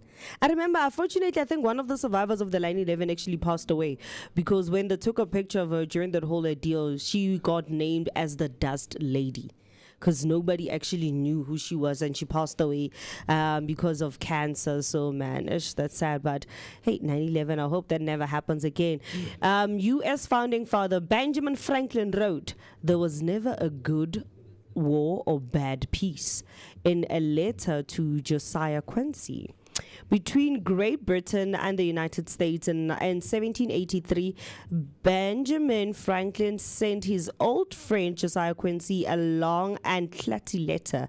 At the end, after monitoring the treaty, he wrote, for verity, may we never see another war, for in my opinion, there was never a good war or a bad peace. And then right now for another history event, we're discussing the origin of Johannesburg's name is explained. In reaction to an inquiry, officials in the Pretoria replied that Johannesburg was named after Johann Friedrich Bernard Rissik and Christian Johannes Joubert. The only document dealing directly with the origin of the city's name. Some controversy exists concerning the origin of the name, as several men bearing the name Johann occupied positions of authority in the South Africa Republic were involved in events leading to the founding of the town. Rissik was a principal clerk attached to the office of the Surveyor General of the South Africa of ZAR, while Joubert was a member of the Volksraad and head of the government's Office of Mines. It was on the recommendation of these 2 men that the land involved was declared a public goldfield, while they also suggested the town to be laid out either on the farm.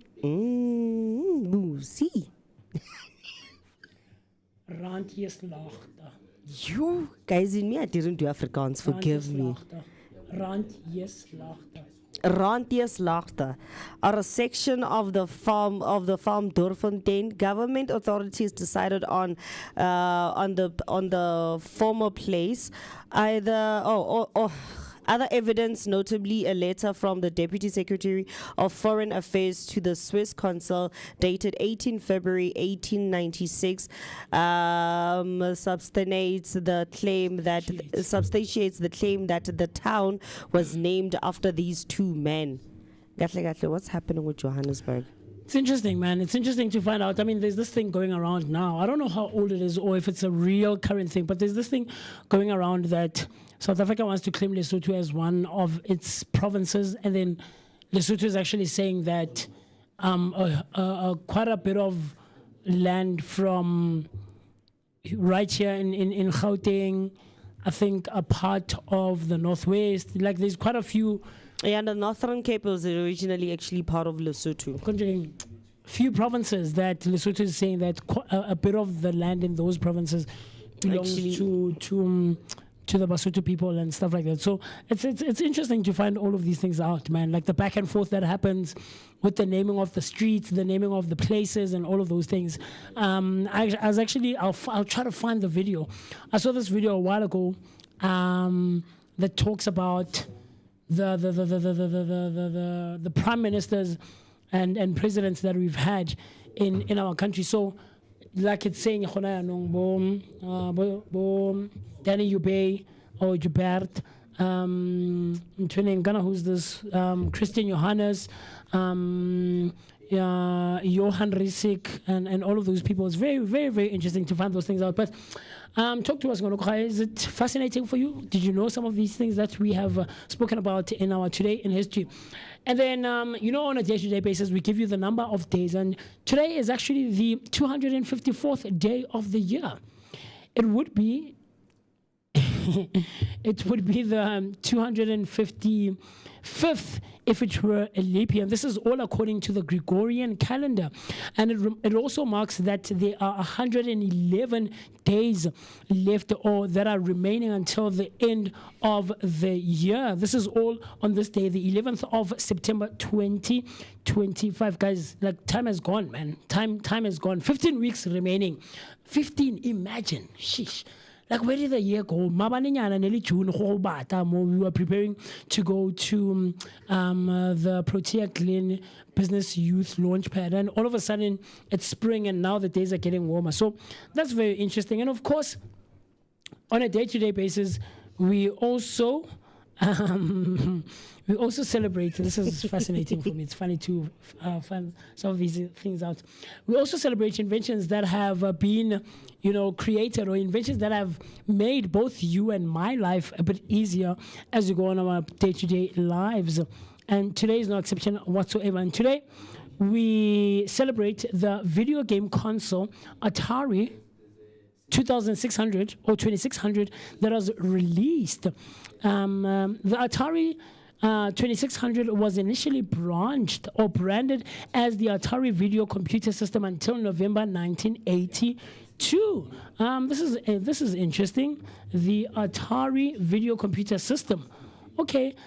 Funny enough, I was actually also looking at a video a couple of days ago of old gaming consoles, and I wanted to have that conversation about that with Banele. On a Thursday like this, when it's like Tech Thursdays, it would be interesting to see the evolution, and this is the evolution of just video gaming consoles in general, leading up to the latest one that we have, which is the PS5, right? The PlayStation 5 gaming console that I know a lot of guys have invested quite a lot of money into that one, man. But yeah, I think I remember on an episode of Regular Guy. Okay. The regular show. Okay. Sorry.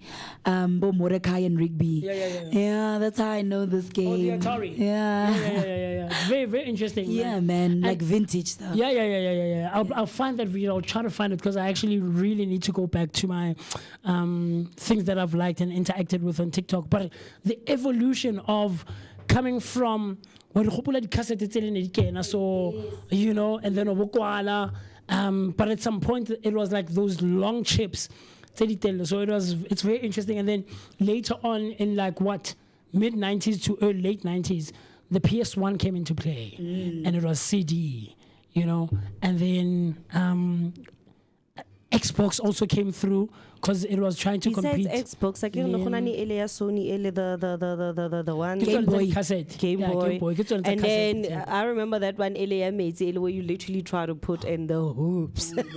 Those hoops there. Yeah, man. I like that. I'll shake it down. I'm like, girl, you better get in. Hoop. It's so easy to make you happy, Berry. I don't know why people just don't make you happy. I don't understand. Just give me a coloring book and crayons, guys.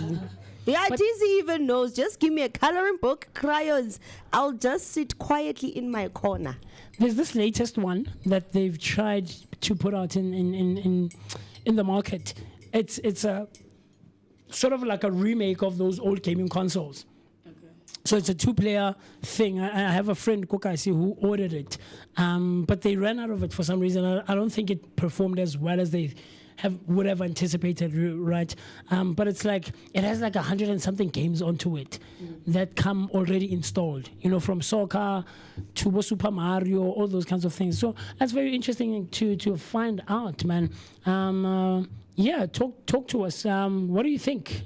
Should they bring back those sorts of gaming consoles? Are you a gamer yourself? I know I'm not really. I'm so bad at FIFA, guys. EA Sports now, as it's been renamed. Like, I'm horrible.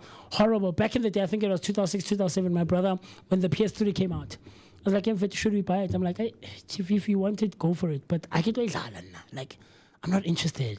You know, and he ended up not buying it. Because my friends were big on it, you know. I never really got into the whole FIFA thing, and yeah, if it's fun, if it's personal for Matita, that's the thing. But do you know that collecting vintage items is an investment? Because you know, when you know, technology evolves and whatnot, somehow, even with vintage cars, it's almost as if the world then values it more because it's like, you know, a sign of how everything started. You know, it's been well kept. It's not out. So, I mean, if you somebody, I've seen, like, even with Black City culture, you know, like vinyls are a huge thing now where, like, you know, you have vinyl markets, vintage markets, where now people who just, you know, are nostalgic and want to indulge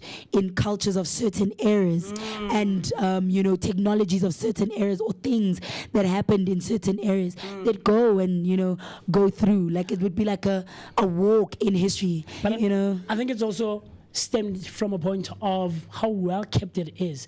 Also how scarce it is. That's the thing. Scarcity is a thing, you know, where like art collection, you absolutely. know, like, okay, as much as wine collection, a Banksy, you can see a Banksy for free in the streets because, like, Banksy is a graffiti artist and whatnot, but you know, as you could argue, Guti, perhaps it's not as between a Banksy and a Picasso.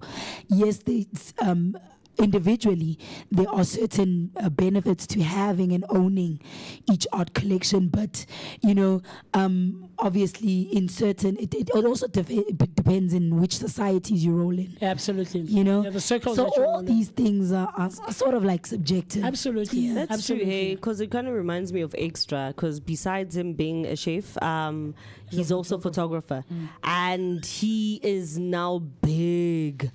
Like, literally big on collecting vintage cameras. And it's like, you don't understand. It's like, you know what, if it's possible, I could literally get a person who can basically bring back these cameras to life. I would love to use them and see how the world was seen through a different lens back in that day. And that's one thing that he's also like a huge fan of, man. Yeah, man, very interesting stuff. So on a day-to-day basis, you know that we always celebrate birthdays. And for the rest of the month, or until at least, but yeah, for the rest of the month, all the way to the last day of September.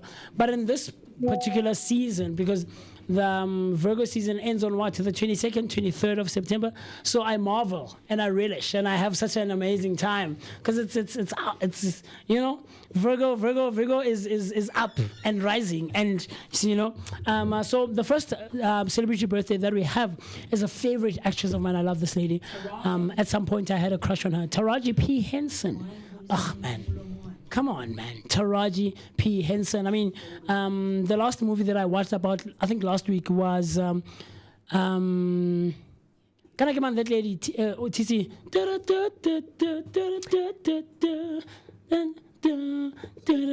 Aretha Franklin. Sorry?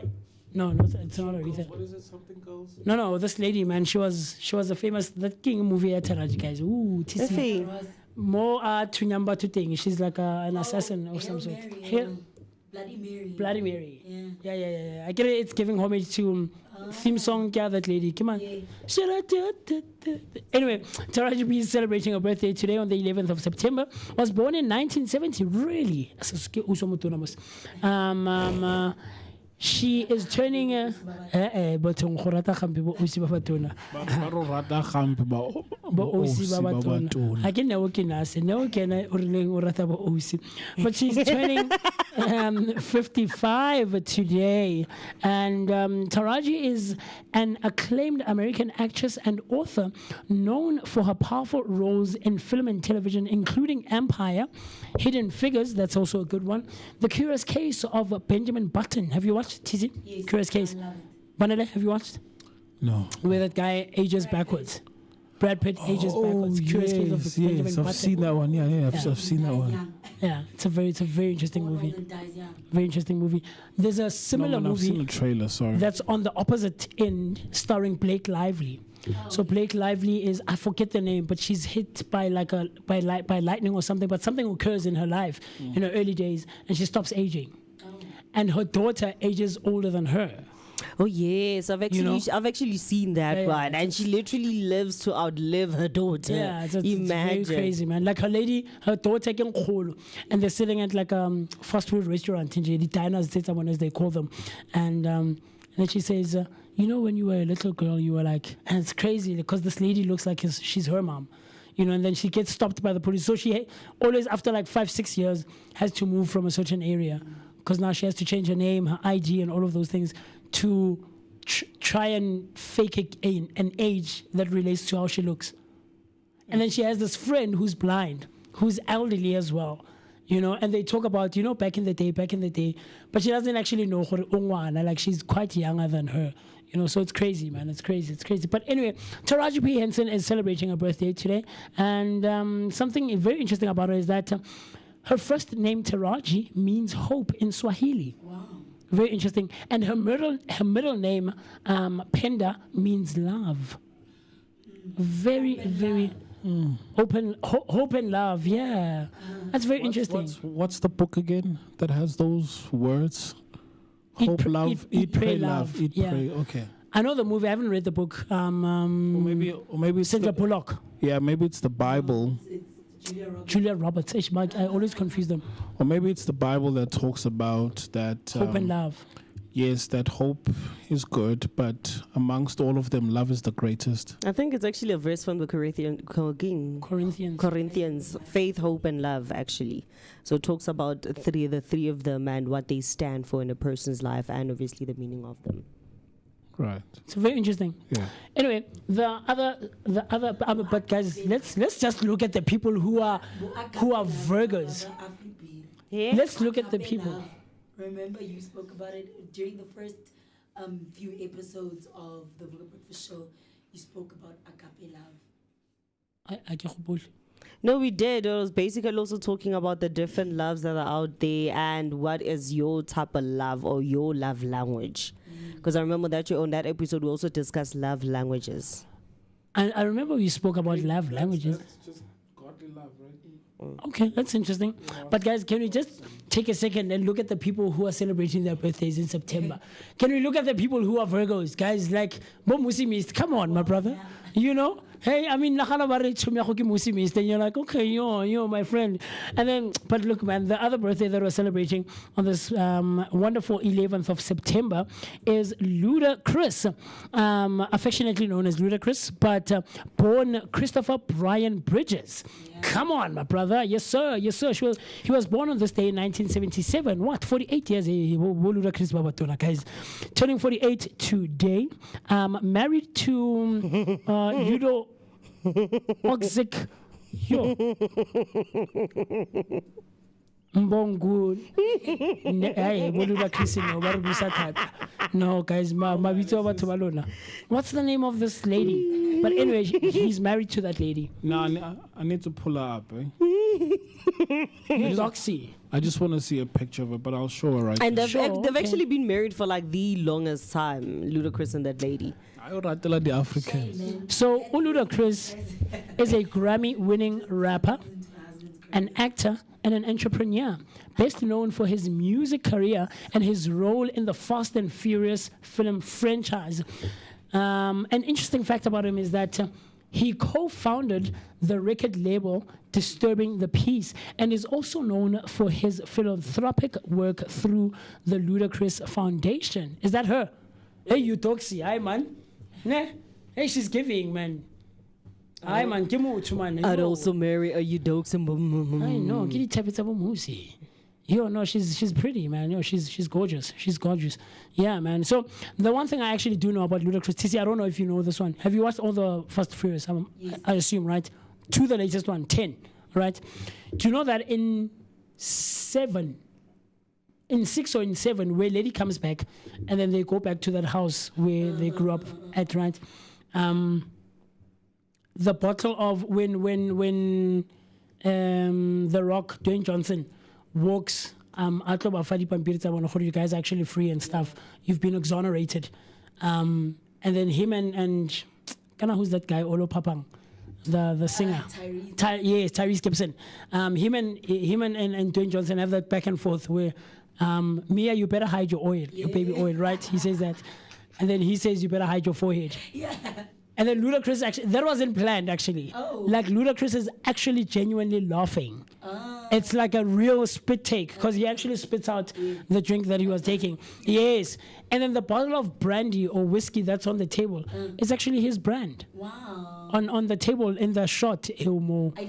Yeah, it's very fascinating. It was interesting for me to find that out. So, man, can we hear the full name, Mr. B? Can you play it and we hear how to pronounce Eudoxy's surname?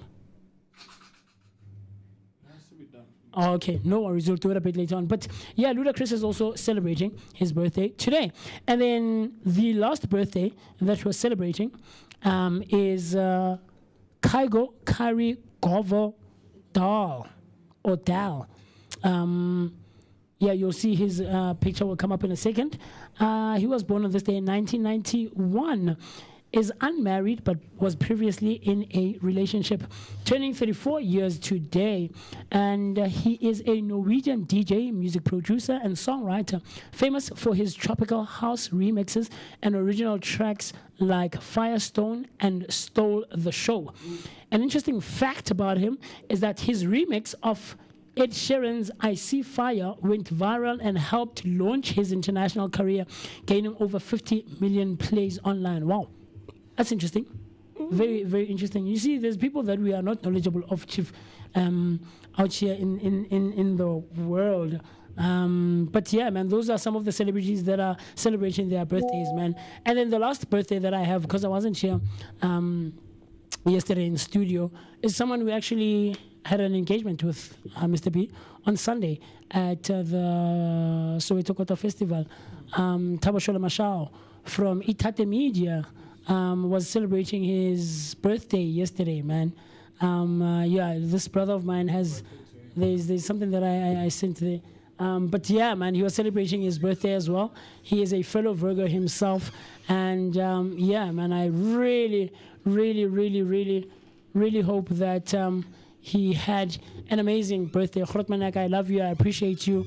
And this is to more life, health, you know, in abundance, success, joy, love, peace, and all great things. You know, you deserve all of it, Mfetu. And yeah, man, we appreciate you, and we appreciate you as well here as the Vooka team, man, for, you know, all the things that you've done for us right here.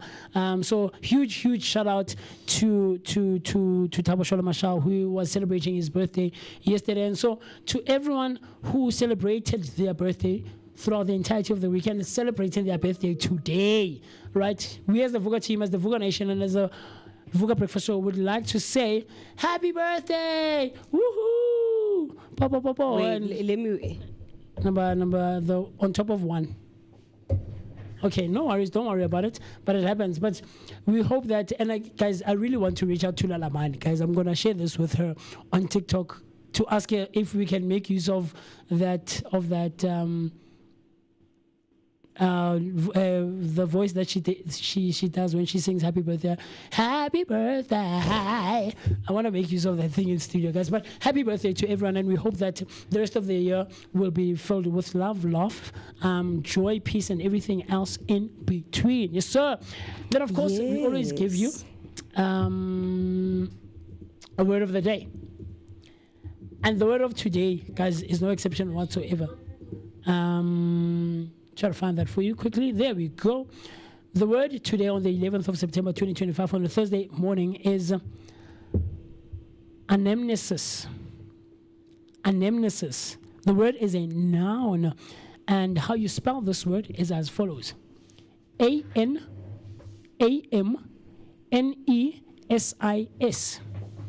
That's A-N-A-M-N-E-S-I-S. The word is anamnesis, and the definition of this word is a recollection or remembrance, especially a spiritual or liturgical one. A recollection or remembrance, especially a spiritual or liturgical one. How you can use this word in a sentence is as follows: the hymn stirred an anamnesis of childhood rituals and sacred quiet. The hymn stirred an anamnesis of childhood rituals and sacred quiet. Similar words include remembrance, reflection, and invocation.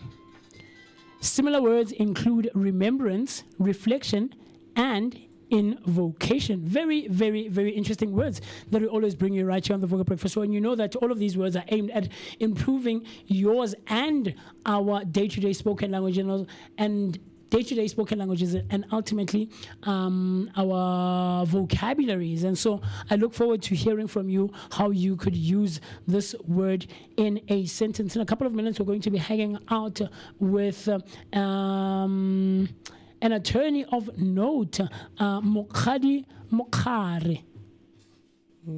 Mokhokare, and you know that I'm very wary of people's names pronunciations, and I can't wait to get into the conversation, and this will be taking place online. But before we do that, let's quickly just try to figure out if our technology is doing the things, our equipment right here in studio will allow us to have an efficient engagement and discussion with Os Mokhadi, so that we can find out quite a few things with regards to all the spaces that she's involved in. Anything on your side, Everybody, talk to me.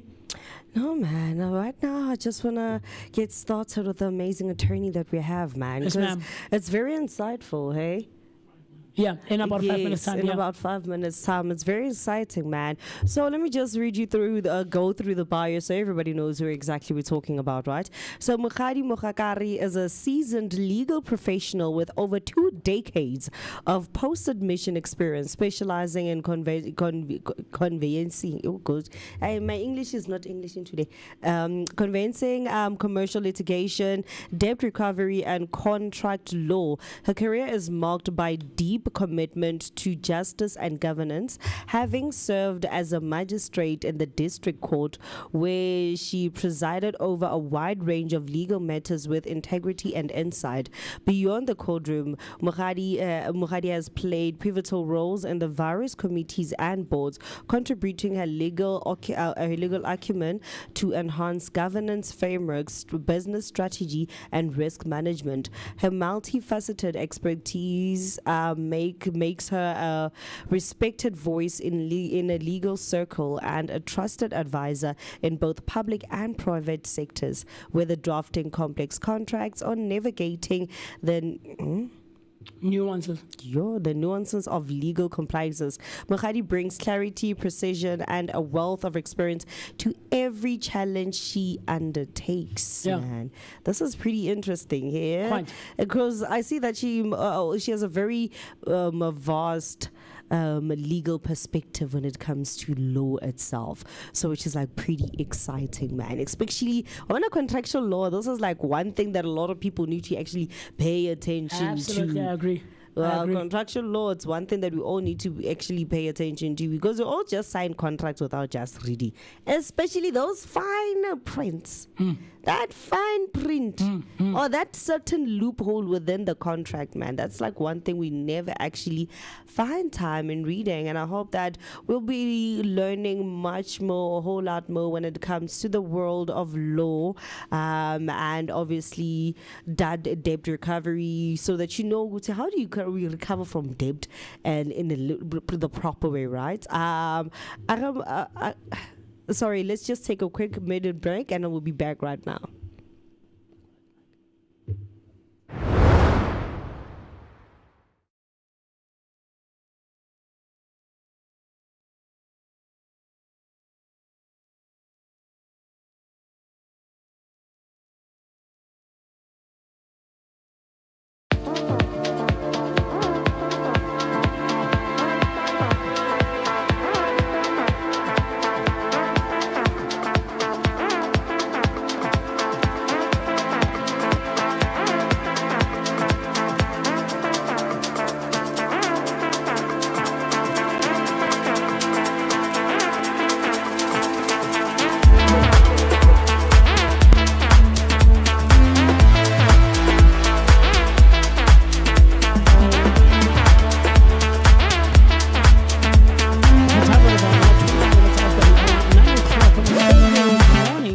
7th of September 2025. Still spending some great quality time with myself, the one and only MOOCEE Mist. My name is Musi Mist, and I'm happy. And I'm pleased and I'm excited to be both in your presence and in your company on this lovely Thursday morning. Look, I'm about to jump into a great conversation with an accomplished attorney and conveyancer, like Afriberry just read her bio for you. Mama Mukhadi Mukhokari. I'll get the pronunciation, the correct pronunciation of her name just in a few seconds. But I look forward to this one because whenever we talk all things legalities, it is always quite an interesting and intriguing and fascinating engagement and discussion, because I don't think a whole lot of us in society, as individuals, I don't care what your background is, not too many of us are quite well versed and well educated when it comes to all things legalities and knowing what your rights are, but also accompanying those rights, the responsibilities that both you and I should be able to execute and practice at a high functioning level. With that being said, Mukhadi, welcome and good morning to you. How are you doing this morning? Good morning, Musi. I am blessed this morning. How are you? And thank you so much for having me. I'm not too bad. I'm alive and I'm happy and I'm pleased. Thank you for taking the time, on this Thursday morning. I know that you're probably a very busy lady, helping people navigate their legal lives and all of those kinds of things.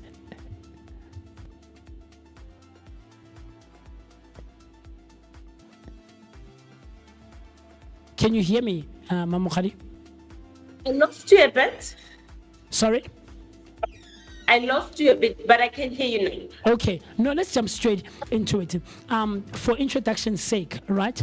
And a bit of background to just find out a bit of who Mukhadi is, how she got to the space of now being such an accomplished, law individual or someone who's quite well versed in things of legalities, where you grew up and how you find yourself to the space that you are involved in now. Who is Mukhadi, so that everyone else can understand and learn a bit more about you? Okay. Thank you so much. Also, again,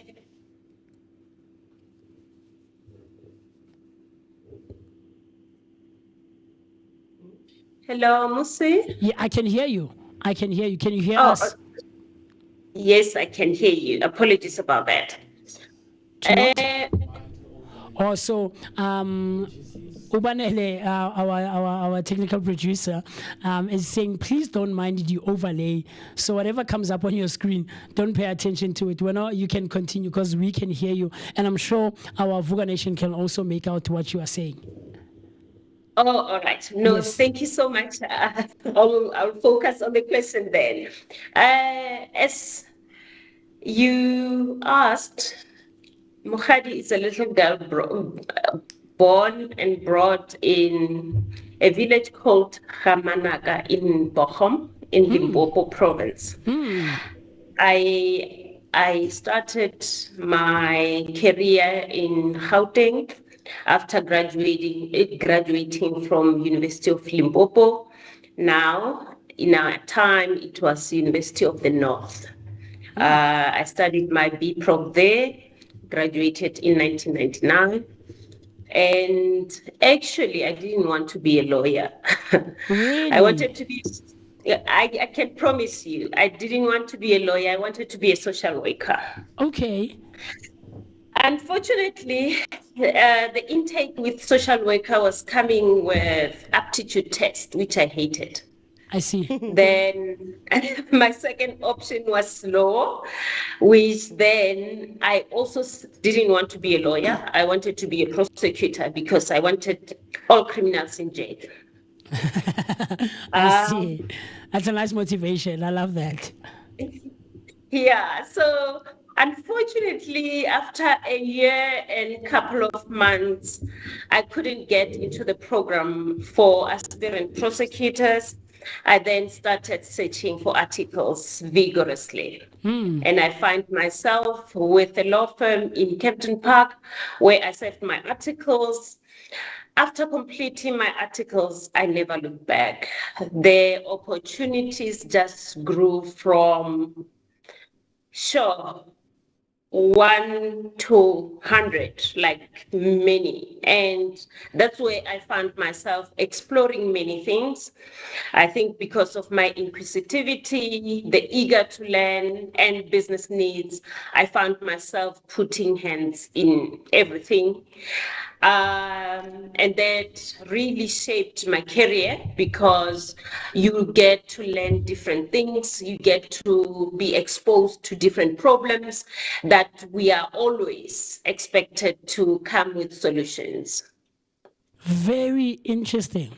Very fascinating. And I'll tell you, the reason I ask this question is I genuinely believe that it gives so much insight as to who the person is. You know, who would have known, Hore, you now as someone who's well versed in the legal profession, at some point wanted to become a nurse?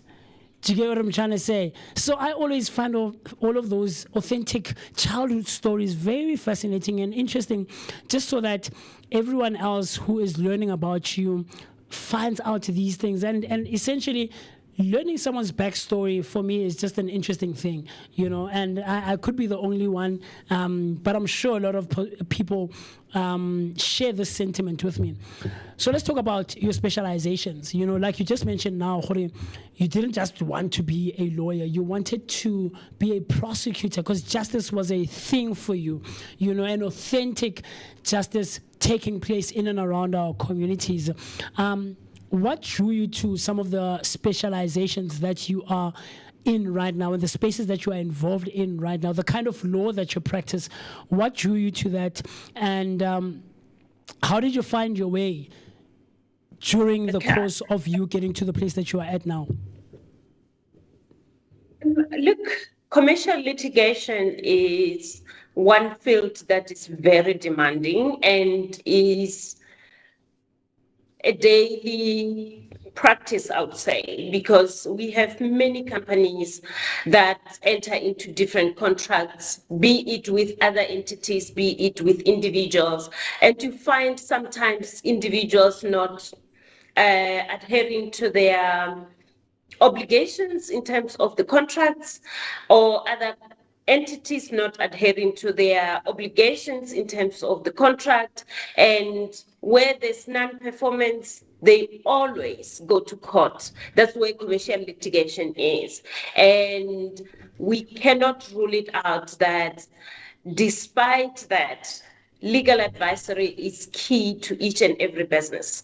And as a result, you are likely to end up in commercial litigation, end up in court because of the disputes that arise from the non-compliance with some of the regulations. So it becomes a daily demand, I would say, in our field.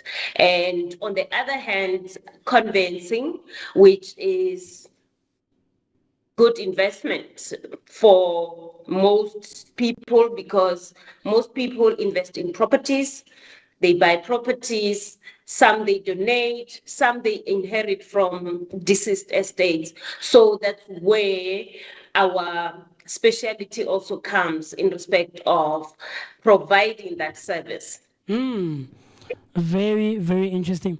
But the thing that I've found and the thing that I've observed in life in general in society is that we tend to think, Hore, people are knowledgeable or are informed about these terms that are used in different spaces of work or professions, rather, right?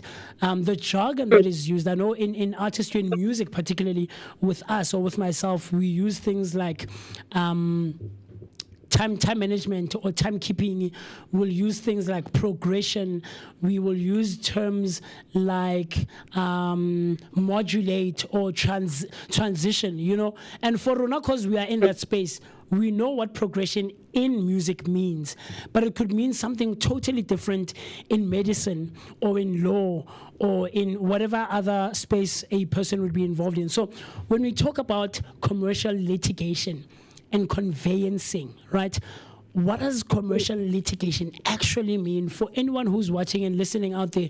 Of this term, has read it somewhere, heard it over the news, but says they know it or says they understand, but they actually don't. So what does commercial litigation mean exactly? And also conveyancing. Okay, I can start with a commercial litigation.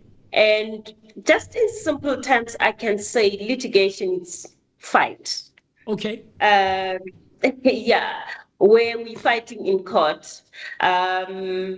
Commercial litigation is where you find companies fighting companies or companies fighting individuals. And in most instances, those fights arise from contracts that they may have entered into before or the relationship that they may have. Oh, okay. So that's commercial litigation. This is just a dispute either between companies, individual companies, or Correct. an individual themselves with a company. Correct. I see. Okay, so that's just a litigation, but commercially so.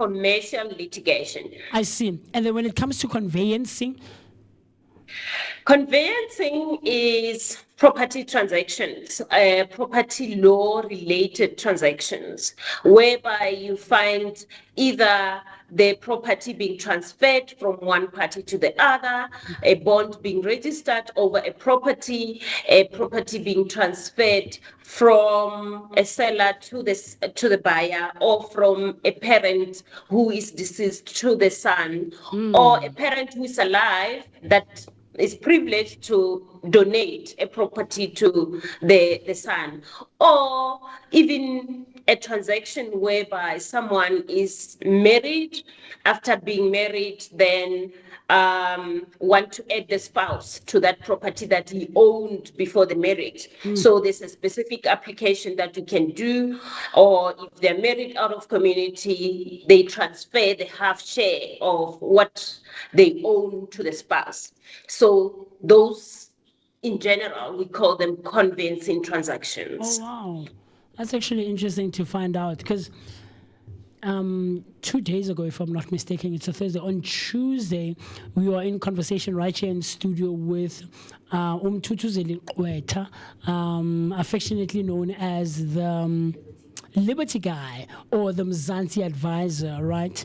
And he touched on a point that you just mentioned a second ago, saying that a whole lot of individuals, more especially, and it's an unfortunate thing and a sad reality, but in our black communities, or black society communities, you find a whole lot of the homes being family homes, right?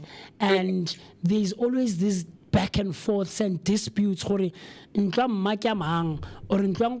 does it go to when, or the estate, who does it go to when there's no will that is left behind, and we fight, and it's a sad reality that we are finding ourselves in as the black society, especially in our black communities. But when you talk about property law, conveyancing, right, it is a very Also hot topic. on that, Yes. Sorry, on that, especially the family disputes, it's very interesting that at least from next week, Monday, until Friday, we will be participating in Wills Week. It's an initiative that it started by Law Society of South Africa. Every year during September, there's a week that they dedicate to the communities, called Wills Week, whereby lawyers who participate draft wills for free for the community members. So we're participating in those initiatives. We have registered. So from Monday to Friday next week, our office in Midrand will be drafting wills for free for members of the community. You're welcome to come, and we will draft your will for free. I love that. That's very beautiful, that. man. It is quite beautiful, man. Yeah. But then so for other people that live in like your Soweto, your Alexandra and stuff. Are there any other law firms that work hand in hand with you guys to actually target people within those areas? You can visit our website. We have a website form, though it's not alive yet. However, we have a form that you can complete your details. We can then be in contact with you. We can complete your will electronically. You can make time later to come sign at our office. I see. Very, very interesting. And it's a good thing, I think, that the Law Society of South Africa actually takes cognizance of such things, that it realizes and pays attention that, like I mentioned, a lot of people don't have wills, unfortunately. I myself am one of those people. And we tend to think that it's something that you should acquire once you've made money or you are part of the workforce of South Africa or on a continuous and consistent basis. But even if you are a young 20-something-year-old, make a will. You know, there's another attorney we were in conversation with a couple of months ago, and we were talking about what happens to your online life once you are deceased. You know, what happens to your Gmail account? What happens to your social platforms account? You know, things of that nature. If you have a crypto account and you do Bitcoin, you've acquired so much wealth. What happens to it? How do you gain access if no one knows your passwords and logins and things of that nature? So it's actually interesting. But going back to the conversation of property law, it's a very hot topic. So what are some of the most common legal pitfalls that you've come across that people encounter when buying or selling a property? When buying properties, especially from developers, most times you will find first-time buyers buying buying their properties from developers, and they get informed that it's all-inclusive deal. For example, you don't have to pay your transfer costs, you don't have to pay your bond costs. It's a very difficult one because most times we go there with a view that we are not paying those, whereas they are built into your loan, your bond. You find yourself paying transfer costs and bond costs for 20 years, whereas if you are properly better informed, you can avoid those kind of interests and pay your transfer costs separately with your bond costs separately and only look at the bond separately as well. So those are some of the hidden costs that are not explained when buying properties.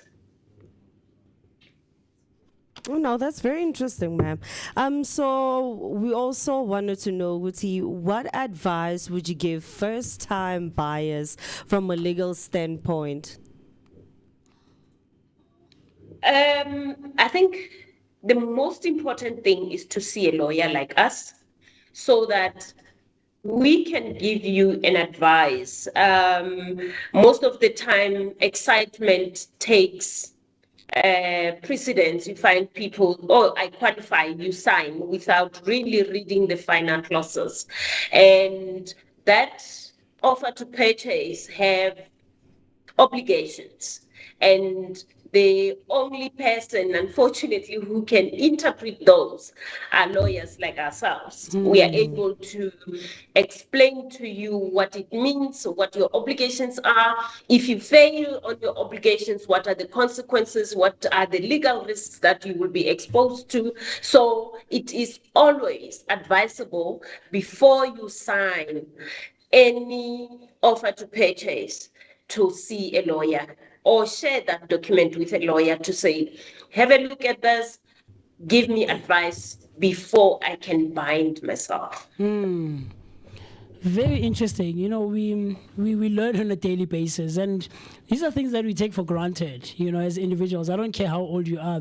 I always say that there's a young 20-something-year-old boy or girl out there who's just stepped into the workforce, needs this information, right? But there's also a 40-something-year-old lady or mother or father who's been in the workforce, or 50-something-year-old who's been in the workforce, who's not knowledgeable about such things. and has signed contracts, has purchased property, is paying these fines or rents or payments that you just mentioned, like court payments and all of those things, and is not knowledgeable. Here's the actual correct way to go about it, But when we're talking property, and buying and selling, right? There's quite a lot of scams that come with it. There's people who pose as individuals who are well versed in being in the space of purchasing and selling property.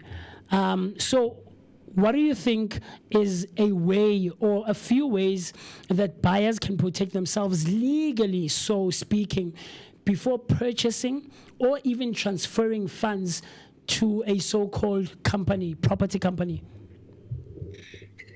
It is very important to see a lawyer again, because a lawyer would be able to validate the contract that you are about to enter into. With us, we FICA all our clients, and we ensure that clients and stakeholders that are dealing with our clients are legitimate. We ensure that we run the FICA processes and ensure that what they are about to bind themselves are existing.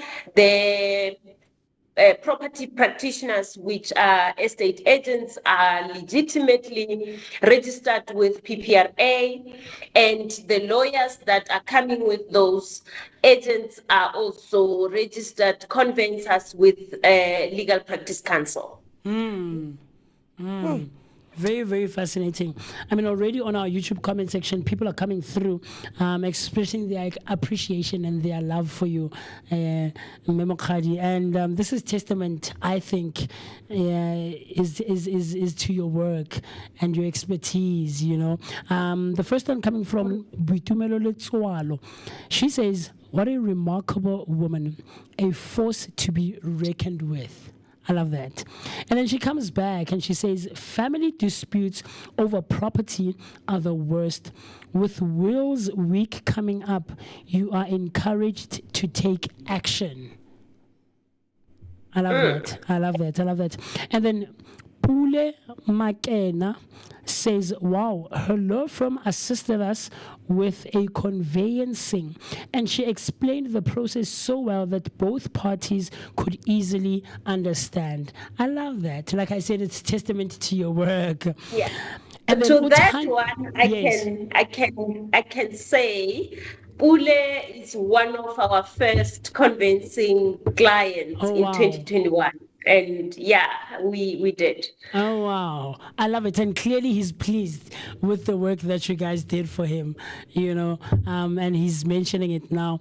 And then Utandiwe, MM Inc. says, I'm fangirling. She's just losing her mind. Memo Khadi is right here with us on the Vooka Breakfast Show. Bitumelo comes back, says, extremely true that young people need wills. And then Utandiwe does say, do not miss Wills Week 2025. I love that. I love that. So people are appreciating you and are loving the work that you are doing, Mama Khadi. But let's talk about debt recovery, all right? Because with purchasing a home or a car or property or a piece of land, what accompanies it is debt as well, which is also a huge thing in South Africa. People are being blacklisted. I mean, a week or so ago, we heard that there is a gazette that is out today that the presidency has put out regarding students of varsity or tertiary schooling potentially being liable for those school fees, right, or school debts, and being able, student loans, right, and being able to be, or being eligible, possibly being eligible to be blacklisted. Imagine as a young 21, 22-year-old, you've acquired debt, and you are working towards earning or getting your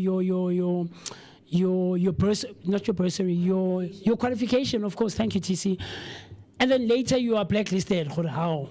Right? How does that work? So debt recovery is something many businesses struggle with, right? So from your experience, what are the most effective legal steps for recovering outstanding debts?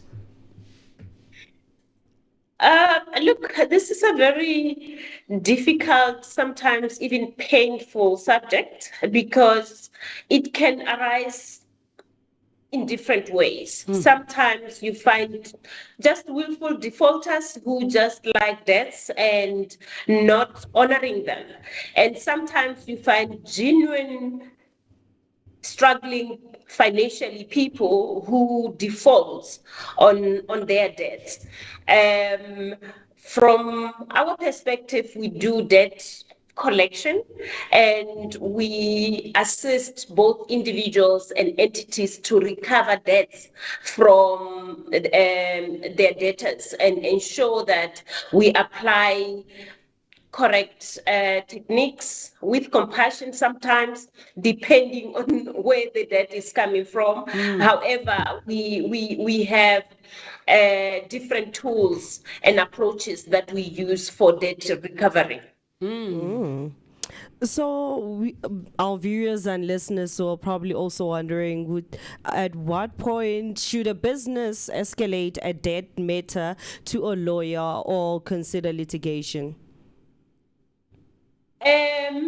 In most instances, there will be terms of payment, depending on how you contracted. If you contracted with your clients to get your money within 7 days, if in 7 days you're not getting your money, the 8th day you need to send a letter of demand because already they're in default. If it's 30 days and the 31st day you don't have your money, you need to escalate. The 33rd day, appoint us to collect that money, then we will be able to assist you. Because if you leave it longer, there's something called prescription, which interrupts the debt after 3 years. If you did not collect your debt within 3 years, it prescribes and you would not be able to recover it afterwards. Like I said, I mean, this is something that I'm also learning for the first time. You know, that on the 8th day, you can actually take it up legally so, you know.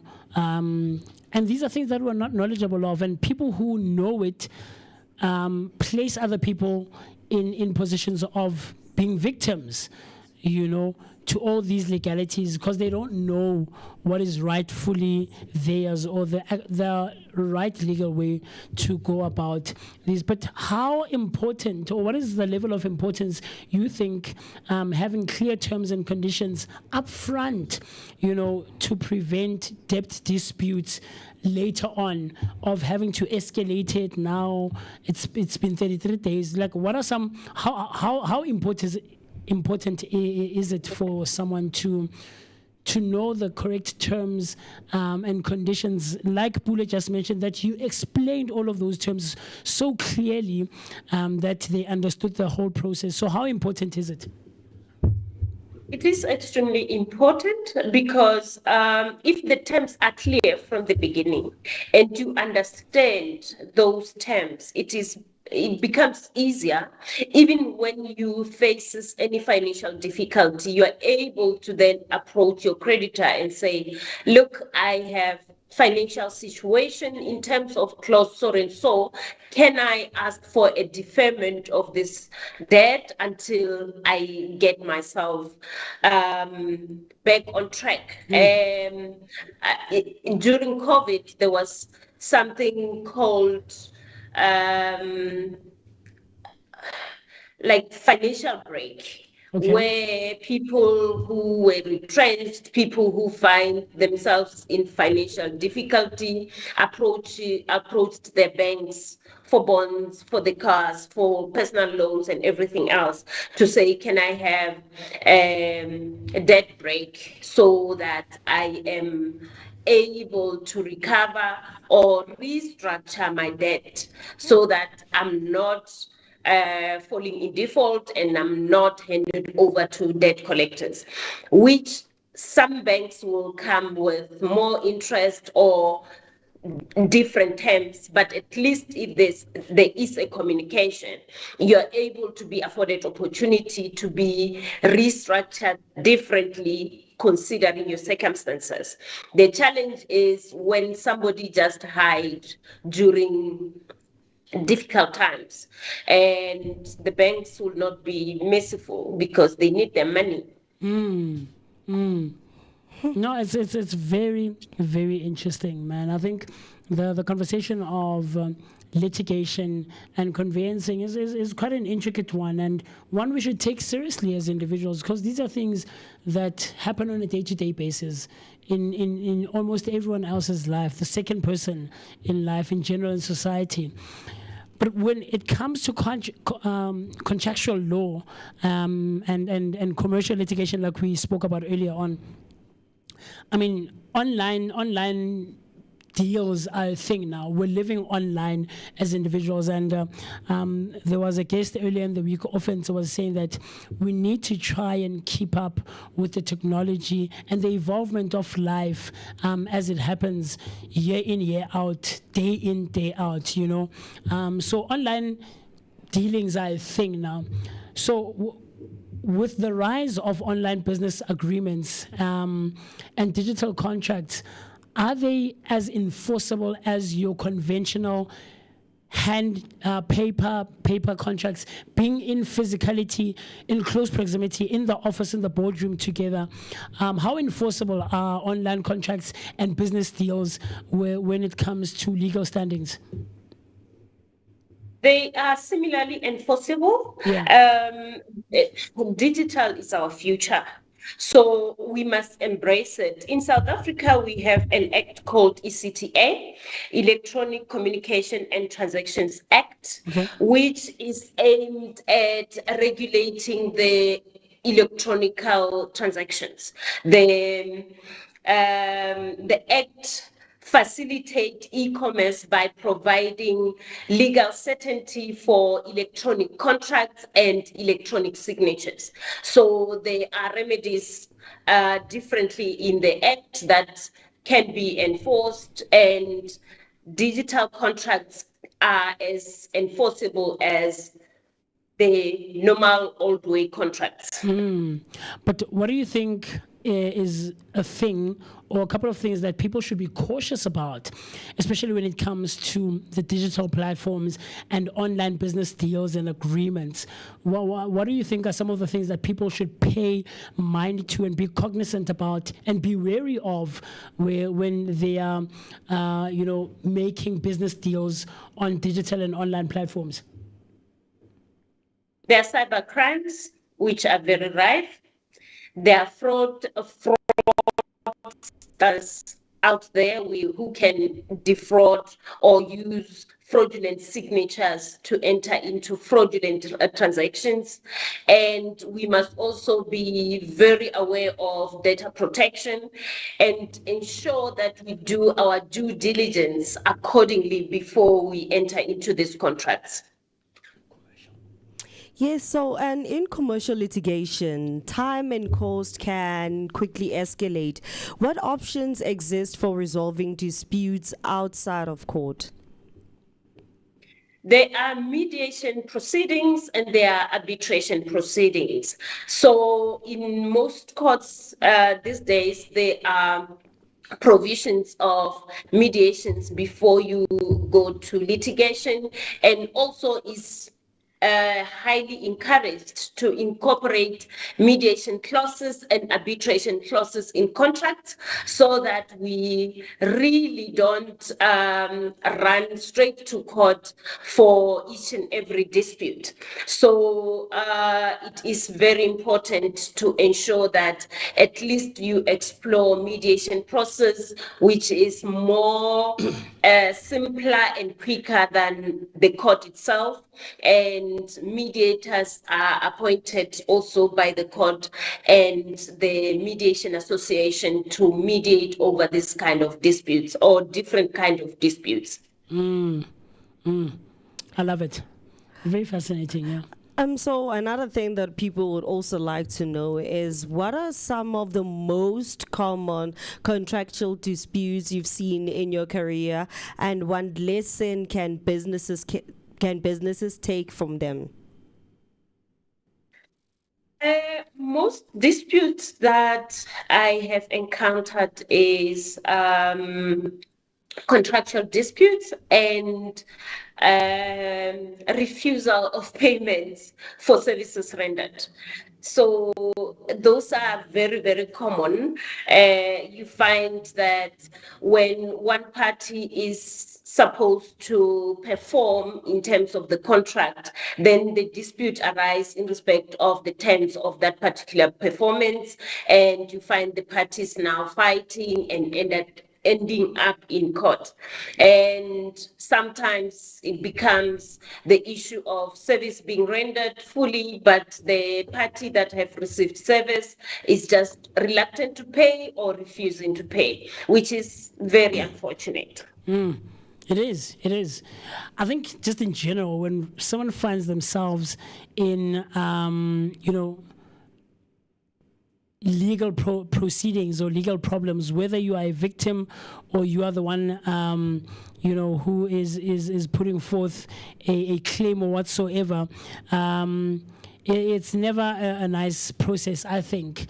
I've experienced it through a family member a couple of years ago, and it's never a nice thing to go through. But people are still coming through on our YouTube comment section saying, this is Simoti Mokhare saying we just need to get our affairs in order. And then Simoti comes back, says, how long can one get a deterrent for? Or deferment, sorry about that. How long can one get a deferment for? A deferment in respect of what? A debt? I'm not sure. She didn't say. But Timothy, please come back with that one for us. Because I'm assuming from what you're asking, Mamokari, is that there are different deferments, right? Yes. So let's talk about the most common ones, maybe that you've come across. Yeah. In respect of a debt, it depends on your creditor. If your creditor is amenable to defer your repayments, they normally look at your circumstances, your affordability, and the nature of the debt, and thereafter agree on different terms.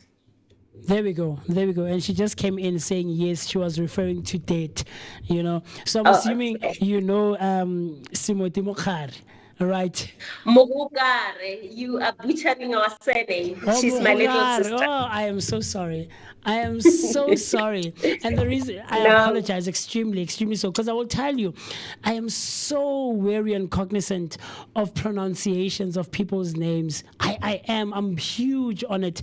So I made a mistake of not actually asking the correct pronunciation when we started our engagement earlier on. So please, my sincerest of apologies. I forgive you. I appreciate it. There we go. And then TK Kanyaho comes on, says, what an inspirational woman. I look up to her in so many ways. Teboho. So I'm assuming this is someone perhaps who's been following your work for quite some time. Right. And then I love her so much. I know her. Oh, wow. I love it. People who know you are jumping into the conversation. And then Afro Wave comes through, says, yo, Mavuga Amahle, Vuga team, Dinsang. Says, hey man, it's been 10 years since I've tuned in. Okay, good to be back. Lovely to see you, Afro. We appreciate. So, Mama Khadi, just in general, when it comes to legal standards and legal proceedings, right?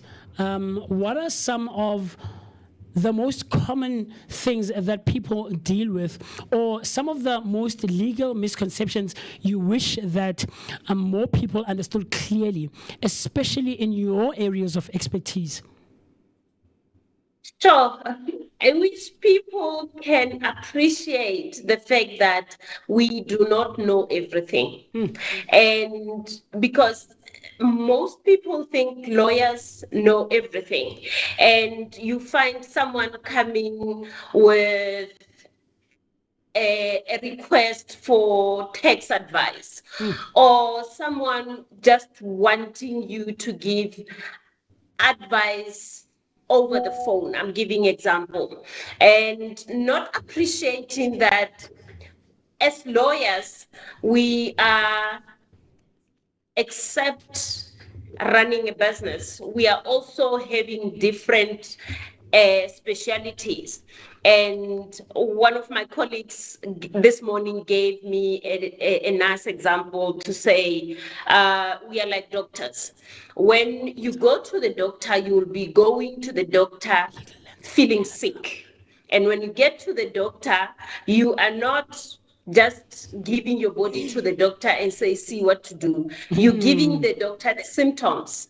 So the doctor will check you after you have given symptoms, diagnose you accordingly. So with us, you also need to pay consultation fee, give us the background of your problems, then we will be able to say to you, under the circumstances, your problems being like this, you need a conveyancer, or you need an estate lawyer, or you need a debt collector, or you need a rough claim attorney, or you need a medical negligence, depending on the problem that you would have given us.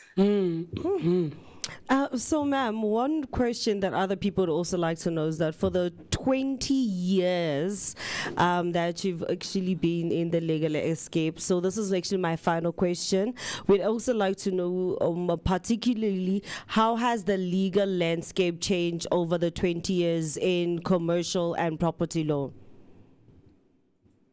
I think digitalization is one of them, moving from the basic manual paper to electronic exchange of pleadings, issuing pleadings from the comfort of your office, communicating with correspondents from Cape Town without really hiring a messenger or a courier to deliver documents has been a huge shift, which made our lives very, very convenient.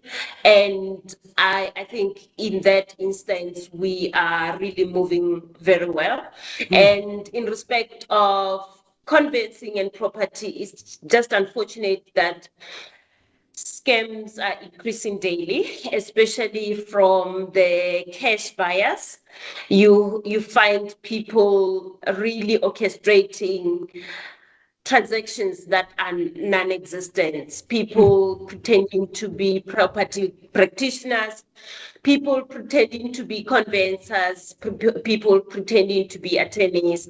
And it's not only in conveyancing. I can promise you that lately we also learned that in our road accident fund matters, which is getting scary every day. It's a sad reality that we're living in. A very, very sad reality that people are taking chances from all angles, from all sides, from all legal standings. And all we can ever try to do is equip ourselves with the necessary information and knowledge from individuals like yourselves who are quite well versed in, the spaces that they are involved in. I love that so much. So in closure, because I don't want to take too much of your time, in general, if you could give your clients just one piece of advice that would save them time, money, or even stress just down the line as people are going on about their day-to-day lives, what would that be? Advice would be come see us or see any other lawyer closer to you to ensure that at least your affairs are in order, to ensure that before you enter into any transaction, you get legal advice. I also sometimes tell people who are getting married, for example, to say, you find people worrying about cakes, about dress, but they forget about legal advice because it's most crucial and it can shape how your life can be going forward. I love that. Get legal advice. Mama Khadi says, get legal advice. Right? I love that so much. Last people jumping onto our comment section. Uma Kosazana Sihle Shongwe says, what a great woman to be led by. And then lastly, Nkele Mukami says, very informative and well delivered. Just as a side note, Free Will Week is coming up from the 15th to the 19th of 2025, September of 2025. And Nkele says, I hope that one uses this opportunity to get his or her affairs in order. I love that. I love that. So promoting and advocating and condoning Free Will Week is an actual thing, and we encourage everyone to go through with it. So just in closure, someone is listening in and watching and finding all of the things that you are saying very fascinating, informative, and knowledge-giving. Where can one get a hold of you? I know that earlier on you said there's a website that's not perhaps maybe that live as just as yet, but in terms of social media, email addresses, phone numbers, WhatsApp texts, talk to me. How can one go about that? Our website is fully alive. What I had indicated to as not fully alive is the will form. Oh, I see. But our website is fully alive. Is www.mmorogareinc.co.za. We are situated in Noordwijk, number 22, Bottle Brush, in Midrand, and our socials are all linked to our website. You can reach our WhatsApp, our Instagram, our LinkedIn, all from our website. I love that. I love that. Mama Mukhadi, thank you so much. Yeah, we appreciate it. I'm sure as you are watching and seeing on your screen, you'll see the website is coming up and showing. So as you can see that all their contact details are right there where you can reach them. You can sign in with your name as well. Don't worry, Mama Mukhadi, it happens. This is the beauty, of live streaming. So such things happen and we don't pay attention to them. We just move on. But as you can see on your screens, the website is up and live, and I'm sure by next week, as it is between the 15th and the 19th, right? Like Nkele said, the Will Week. I'm sure by then the form for the wills will be up by then, so that people, if they can't come out to the offices, they can make use of the will on digital and online platforms. But with that being said, thank you so much. Thank you so much, Motswadi. We really, really appreciate you taking the time, to share all of this, or all of the expertise that you've acquired over the years, a long-standing career that, is testament to your work, and people have been showing and sharing their love and their appreciation. Actual clients that you've actually helped coming in, jumping in and saying that the work that you do is exceptional and is outstanding, and they appreciate it so much. So we as the Vooka team, as well as the Vooka Nation, we appreciate all of the time and the knowledge that you've shared with us on this lovely Thursday morning. Thank you so much for having me, and it was a pleasure to share this moment or the knowledge with you. Yes. And we will definitely help those who would be coming our way next week in the Wills Week for free. And as you said, you don't have a will, you rather come as well. We will definitely assist you to put your affairs in order. Absolutely. I think I do encourage the Vooka team as well, the Vooka Nation. I know quite a few of us don't have wills, like I said earlier on, myself included. So this is something that I should really look into and actually action and put into fruition and make it an actual thing, that I put my affairs in order. Because the reality of life is that we're not getting younger. We're not. We don't stay in our 20s forever, But thank you so much, like I said, and we look forward to again having another engagement with you, and hopefully this time around it will be in person, and you'll be here physically with us in studio, so that we can unpack, this conversation and dig a bit deeper, and give people authentic information and knowledge that they can make use of in their day-to-day life. So thank you, Mama Kharin. Enjoy the rest of your day. Thank you so much for having me. You must enjoy your day as well, and to your listeners too. Thank you. Thank you very much, ma'am. There we go. Bye-bye. This is what we do right here on the Vooka Breakfast Show. Bringing you people who are amazing, doing great and amazing work in and around our communities. And, like I said, I do look forward to that conversation again.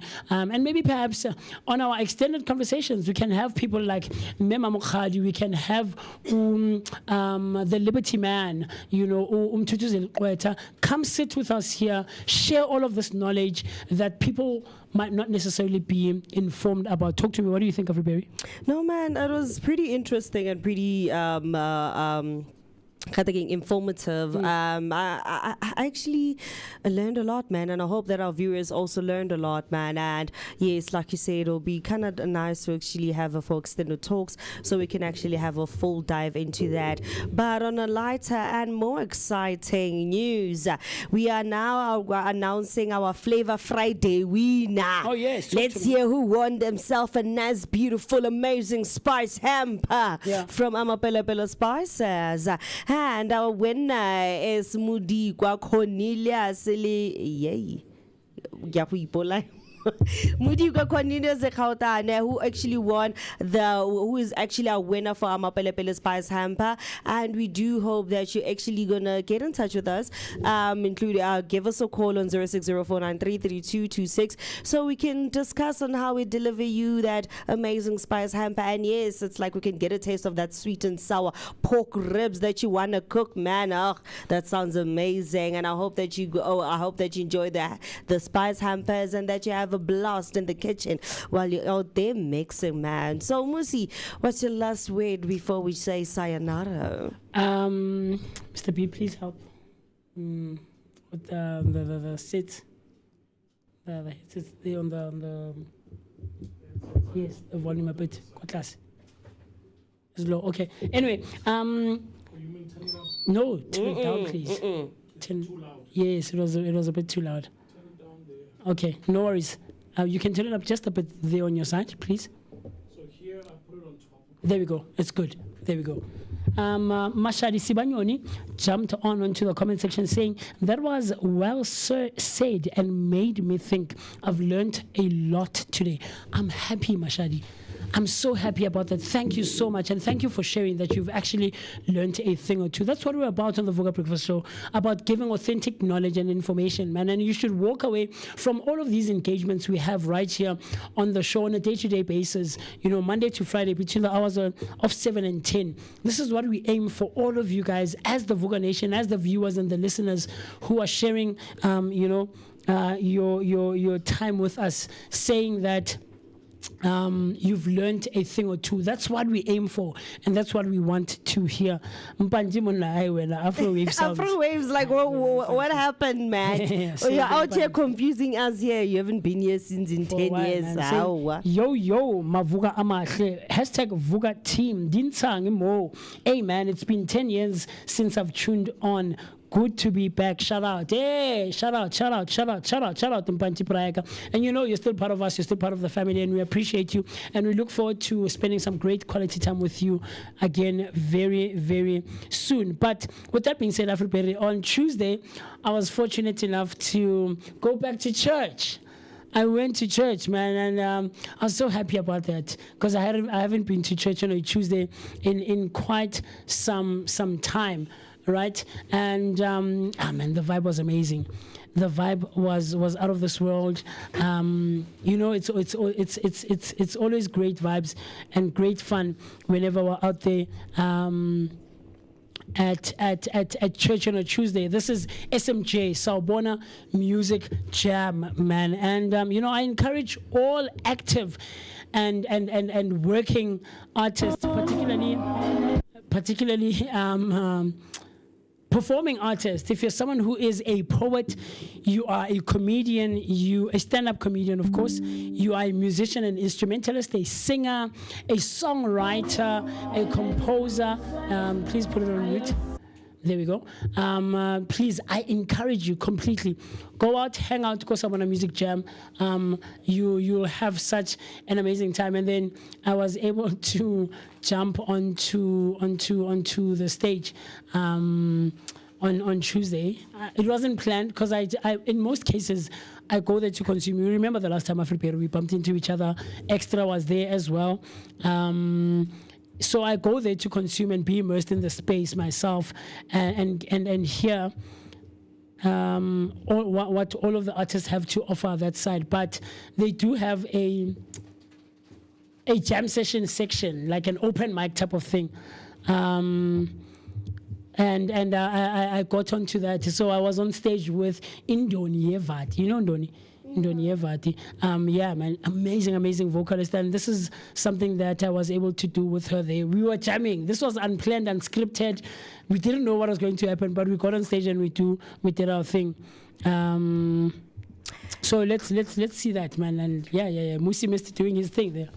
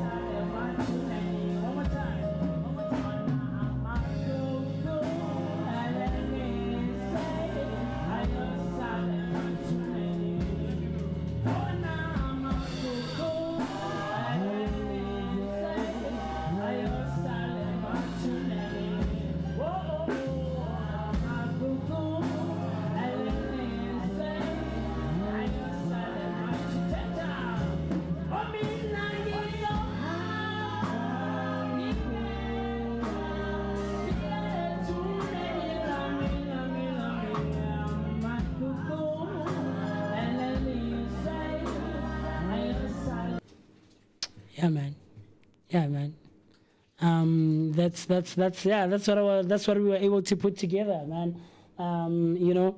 Ooh, Afro. Mpanchi say, that's funny, Mpanchi.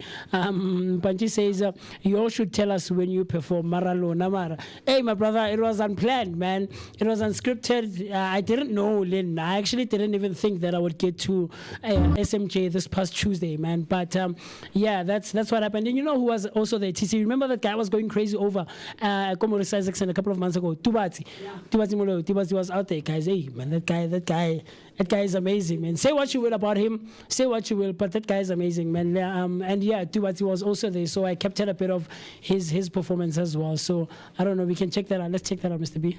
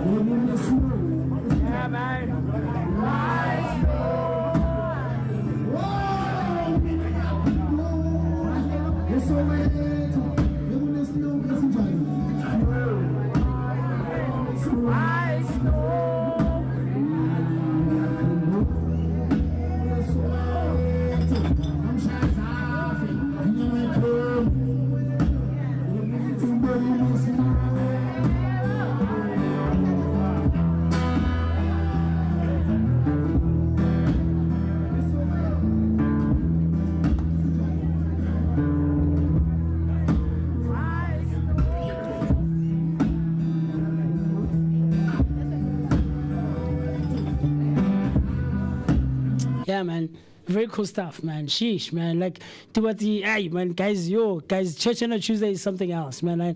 And I really hope that one day the Vooka team can come through, man, and you know, come and marvel at some of the talent that Soweto has to offer, but just the artistic space, the artistic community, not just from only Soweto, but in and around our communities outside of Soweto. I know there's people all the way from the East Rand who come through. There's people from, you know, there's artists and creatives from Pretoria who come through and hang out. You know, Lebos Backpackers also brings through tourists there. You know, there's a guy from Turkey who was there on Tuesday and was playing lead guitar, man. That was just amazing and it was crazy. So yeah, man, that was cool for me to do on a Tuesday evening. You know, just to go back and connect and be with my people, man. But with that being said, the time right about now is 21 minutes after the hour, 10 o'clock. We're about to call it a close on this Thursday morning. 5 to weekend, Baba. Yep. For all the iPhone lovers out there. Okay. iPhone 17 just is dropped. out. Yes, Yep. iPhone 17 is out. And they've also released my AirPods 3 Pro. So these ones are... AirPods. Yeah. Oh, wow. Your AirPods. Okay. Yeah. So those ones are out, version 3. And the Apple Watch series. Yeah, so if you're an iPhone lover, there's a new iPhone called the iPhone 17 Air. It's very thin, like extremely thin. It's crazy. But who needs that? Because nowadays the main thing is about battery life, right? So if you're gonna get a very thin iPhone that has means minimal, the battery won't be able to take exactly, and then you're gonna have to carry around a power bank. But then most of us use our phones inside a pouch. So obviously when you use a pouch, it gets rid of the thinness of the phone. Right? Just gives it a bit of... Yeah, so what I think would have been something that's aesthetically pleasing for people maybe in 2020, 2015, where phones were getting thinner and thinner. I think in 2025, even if you've got like a bulky phone with good battery life, it kind of makes sense. We've reached like I think the point now of the thinness that we can go at. I mean, imagine 5.5 millimeters. Yeah, that's too thin, man. Yeah, that's like 2/3 of this phone, you know, so that's very thin. But yeah, I mean, also Samsung did launch a very thin phone as well, so I don't know who these thin phones are for. Who they are targeting, the target market. Yeah. So yeah. But they're dropping September 19th. 17. Is it not out yet? Or maybe in South Africa on the 19th. Yeah, 19th. Okay. Yeah, I saw a comment on a post on socials. I don't know, Instagram or Facebook or something. So this person is saying, yo, guys, 17 is out already, you know. Like, look, for me, I'll say this, that there are people in the tech space that will talk about your iPhones, Samsungs, or the latest iterations of the smartphones. But I think for a normal consumer, look, if your phone can last you 4 years, then sure, do it, right? But run with it, yeah. Yeah, run with it. I mean, my S22 Ultra, which is like now 3 years old, it's still quite a good phone. Yeah. So if you can push it more than that, do it. I mean, you're but an iPhone user. If I had the ability, I would get the 17. Would you buy it? No, I thought you wanted to go back I'd go to for the Fold. You wanted to go for I'd go for the Galaxy Fold. I want the Fold, my brother. Yeah. Yo, guys, yeah, you know. And we actually posted, guys, go through our Instagram and YouTube. Well, not YouTube, Instagram and Facebook. We posted it like what? I think a week or two ago. What is your preference, man? Are you Android or are you Apple? We had both the devices here in studio. So we have the iPad here. That we make use of right here in studio, and then there's also the tablet, the Samsung tablet. I know Banel and TC are iPhone users themselves, but I know I'm a Samsung user.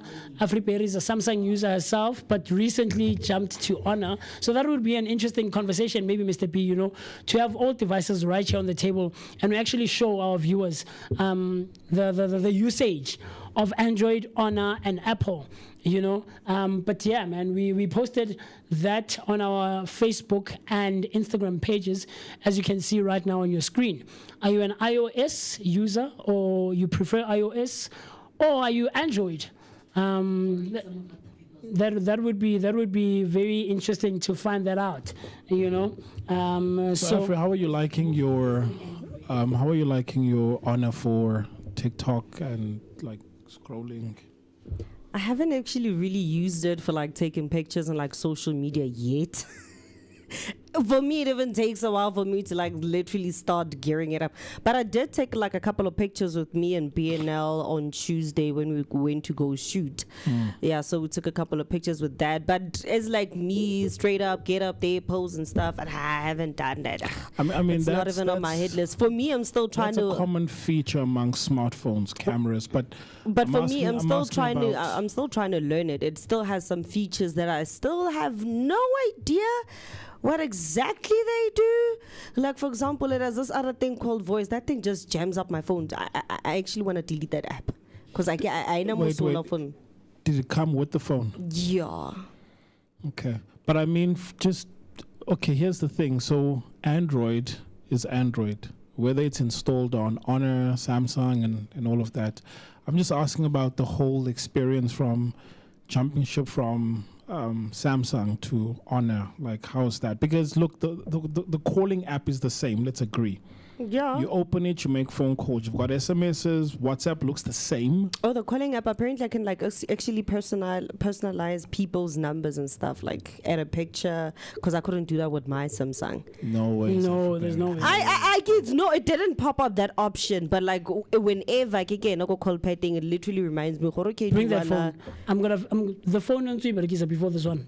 Phone is I'm gonna bring it, Mr. P. I'm gonna fix it, and bring yours because yours is still working. Yeah, come with it. I'll show you the feature. But what I'm saying is to personalize contacts. Like Ziafana. Yeah. Ziafana to a certain extent. Yeah. No, but I'm saying probably Ziafana, but it didn't pop up like the way it pops up here on this phone. Like so this one prompts you. Yeah, it prompts me so that every time when I enter Wuti, okay, this is what you do, and then it misbehaves. Because I remember there was a time I was sitting there, Musa was sitting there, and I was going through the call sheet. It picked up Musi's voice. Is like, okay, it wanted to capture Musi's voice for Google. It's like because I it has this ability of like recognizing your voice for Google search and stuff. Oh, wow. So it wanted to pick up Musi's voice. Did I not poke it? So is it any voice or like specifically his voice? I have no idea. I don't know. With no mine, I'm still trying to figure it out. For like, it's basically for searches, meaning that I could prompt it at any time without maybe going to Google or something like that. I could just go like, hey Google, find me 1, 2, 3, 4, 5, and it'll literally just go Google search. I think so. Pop up. It didn't. Okay, Google. So hey Google. Okay, Google. Hey Google. Hey Google. There. And Gemini is ready to interact with you. Yeah. No, man, Siri is okay, but so far you're liking it, or you prefer your Samsung? No, so far I'm liking it, man. So what's the 2 features that you would say, look, this one blows Samsung out of the water? It's probably the fact that maybe it comes with an AI translator already installed in it. Okay. Which is, I think, pretty amazing. I've always wanted to download it. Okay. Like an app translator, because I know that in terms of my circle of friends, I have friends from different countries, and after time they even forget that I don't even speak their language because I'm so sure. A translator app. So it comes in with its own translator app.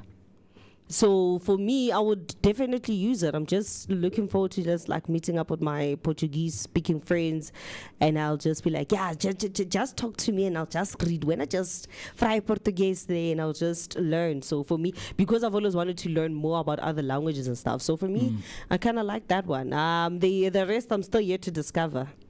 Okay. But that's that one app for me. So speaking of, so I think when it comes to apps, like anyone can download an app and run it regardless of the smartphone that they're using. So it's not something that's uniquely exclusive to Honor. I'll give you an example. I've got a Samsung S22 Ultra. One thing that Honor doesn't have, even if it's a flagship phone, they don't have a pen. So with my Samsung, I know that I can jot down notes and all of that. So that's like a unique feature, right? So another one that Apple has, for example, with the translation is if you were to get the latest earbuds, the AirPods 3, right? You can put them on and have another person with the same ones. And even if you guys are not talking the same language, it will be able to translate in real time. So, mina ngabe ngikhuluma isiZulu, and what you're hearing is in your preferred language. Really? Yeah. It's crazy. Yeah. Well, I don't know about Zulu, but Yeah. Just like the normal or the conventional languages that. let's say French and German. Italian or German. Yeah. right? Those kinds of languages. Oh, and then yeah. it has this other, I don't know, it's an AI button on the side, which I barely ever use. Maybe that's So- a programmable button, so you could use it to. Like, for example, when I click it on the side, it's like you clean up my day schedule, whatever, screenshot and whatever. I never ever use the AI mobile assistant. So Yeah. I even forget that the button actually exists until I press it back. I'm like, khona le nto le. And then I'm still trying to figure out what the Honor store even does. Diamond, and I'm like, okay, as in there's tips. And then it also came with a booking.com app. So it means Yeah, maybe I'll take time and just educate people who there are apps which are common for everyone. So with bookings.com, what happens is that the likes of Honor, including other companies, they take money from the likes of Bookings and Candy Crush, so that they pre-install applications. So, I saw that. Yeah. So with the pre-installation, normally we call it bloatware, where you get your phone, but it's full of bloat of apps that you might not necessarily Make use. use of, like yeah. another one called trip.com. I don't even know what's It's for. called bloatware. Not that it's like viruses or something, but it's just bloat. But you can uninstall them. Yeah. Oh, I've already uninstalled a couple because I'm like, okay, I don't need you. So the reason why Honor and the other smartphones are quite affordable is because they do take money from the likes of these companies, and that's how they sort of supplement the difference to say, look, we'll create reasonably priced smartphones, but then it'll have like your bloatware, and that's how they also make money. So look, it's a different business model, but then you do have the option of just uninstalling them, and hopefully for some of them they made sure that you can uninstall, because some of them you can't. Yeah. Like even with carriers, with Vodacom. Remember there was a time. Remember the Vodafone app stayed. What app is that? This one is called Mirror, so it means that even if I got no mirror, I can just click on it and wow. Okay. So what would you say is different from your front-facing camera? I really don't know. Like me, for example, in all honesty, when I get a phone, I don't even get it for the camera. I go for the storage for me, because I know that I use like a whole lot of storage. Like first thing I watch, megapixel in I don't. For me, it doesn't matter. I'm asking with the Mirror app, ne, Uguti, because you are more concerned with storage. So rather than downloading an application that will take up storage on your phone, if your front-facing camera, like you just open the camera app and you activate the front-facing cam, what would you say is different with the Mirror app that your front-facing camera cannot do? Okay, so with the Mirror app, it's actually much more clearer, and I think I'll prefer the front camera, because with the front camera, it's less bright. With the Mirror app, it's like super bright. So you see, that's... Okay. For me, it's too much brightness, especially because of my eyesight. So that's like the only disadvantage that I'll probably have when it comes to the Mirror app itself. The brightness, it's way too much. No, awesome. Yeah, man. So interesting times. Just before I hand back to you guys, next month it is Techtober. Okay, Yep. that should be interesting. Yeah, Techtober. Do you have something planned for us, like a series or No. So things that you want to cover? Yeah, definitely, because in the industry, there's a lot of releases that are happening in October. Okay. So it's coined Techtober because of all of the announcements that are going to be dropping. Yes, so sir. a lot happens in Techtober, in October. And also it's because it is gearing up for the festive season. So for example, if there's a new PlayStation coming out, it'll typically be announced around this time so that you see it.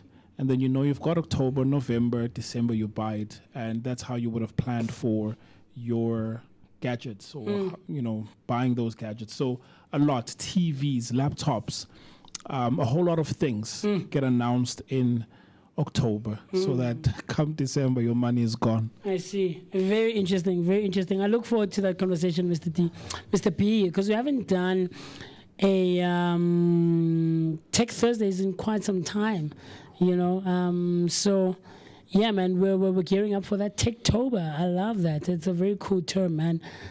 So for all of you who are quite interested in all things technology and gadgets, and yeah, man, look forward to those conversations on Thursday mornings. In closure, Nkele Mokami says M. Mohokare Inc. will be participating in a National Will Week. Please visit our office at 22 Bottle Brush, Noordwijk, Midrand. Nice one, man. And I think we've said it quite a few times now that, look forward to Will's Week next week, happening from the 15th to the 19th of September. Very, very cool stuff. And then the last comment we have is from Banji Afrowave Sound saying, for the honor, I'll be thee. So this is just a conversation maybe that we'll do when we talk all things technology and gadgets and phones in particularly, just to see the difference between an Android device, an Apple device, or an iOS device, and the Honor. Just compare the features and things of that nature. So yeah, and Tees is a diehard Apple fan. She is an Apple fan. So yeah, I'm Team Android and Team Samsung. As opposed to Honor. Okay. Yeah, man, on that note, we're going to close the show. We're going to officially close off the show right now. So for me, Afroberry, also known as Miss Berry Plays, but to the darker the berry, the sweeter than dun dun. Imnandi mamnya mamam klopilik tika teken pot maralako famaname. Where tai komakate. Song wanamani. See you tomorrow, man. Yes, Moose?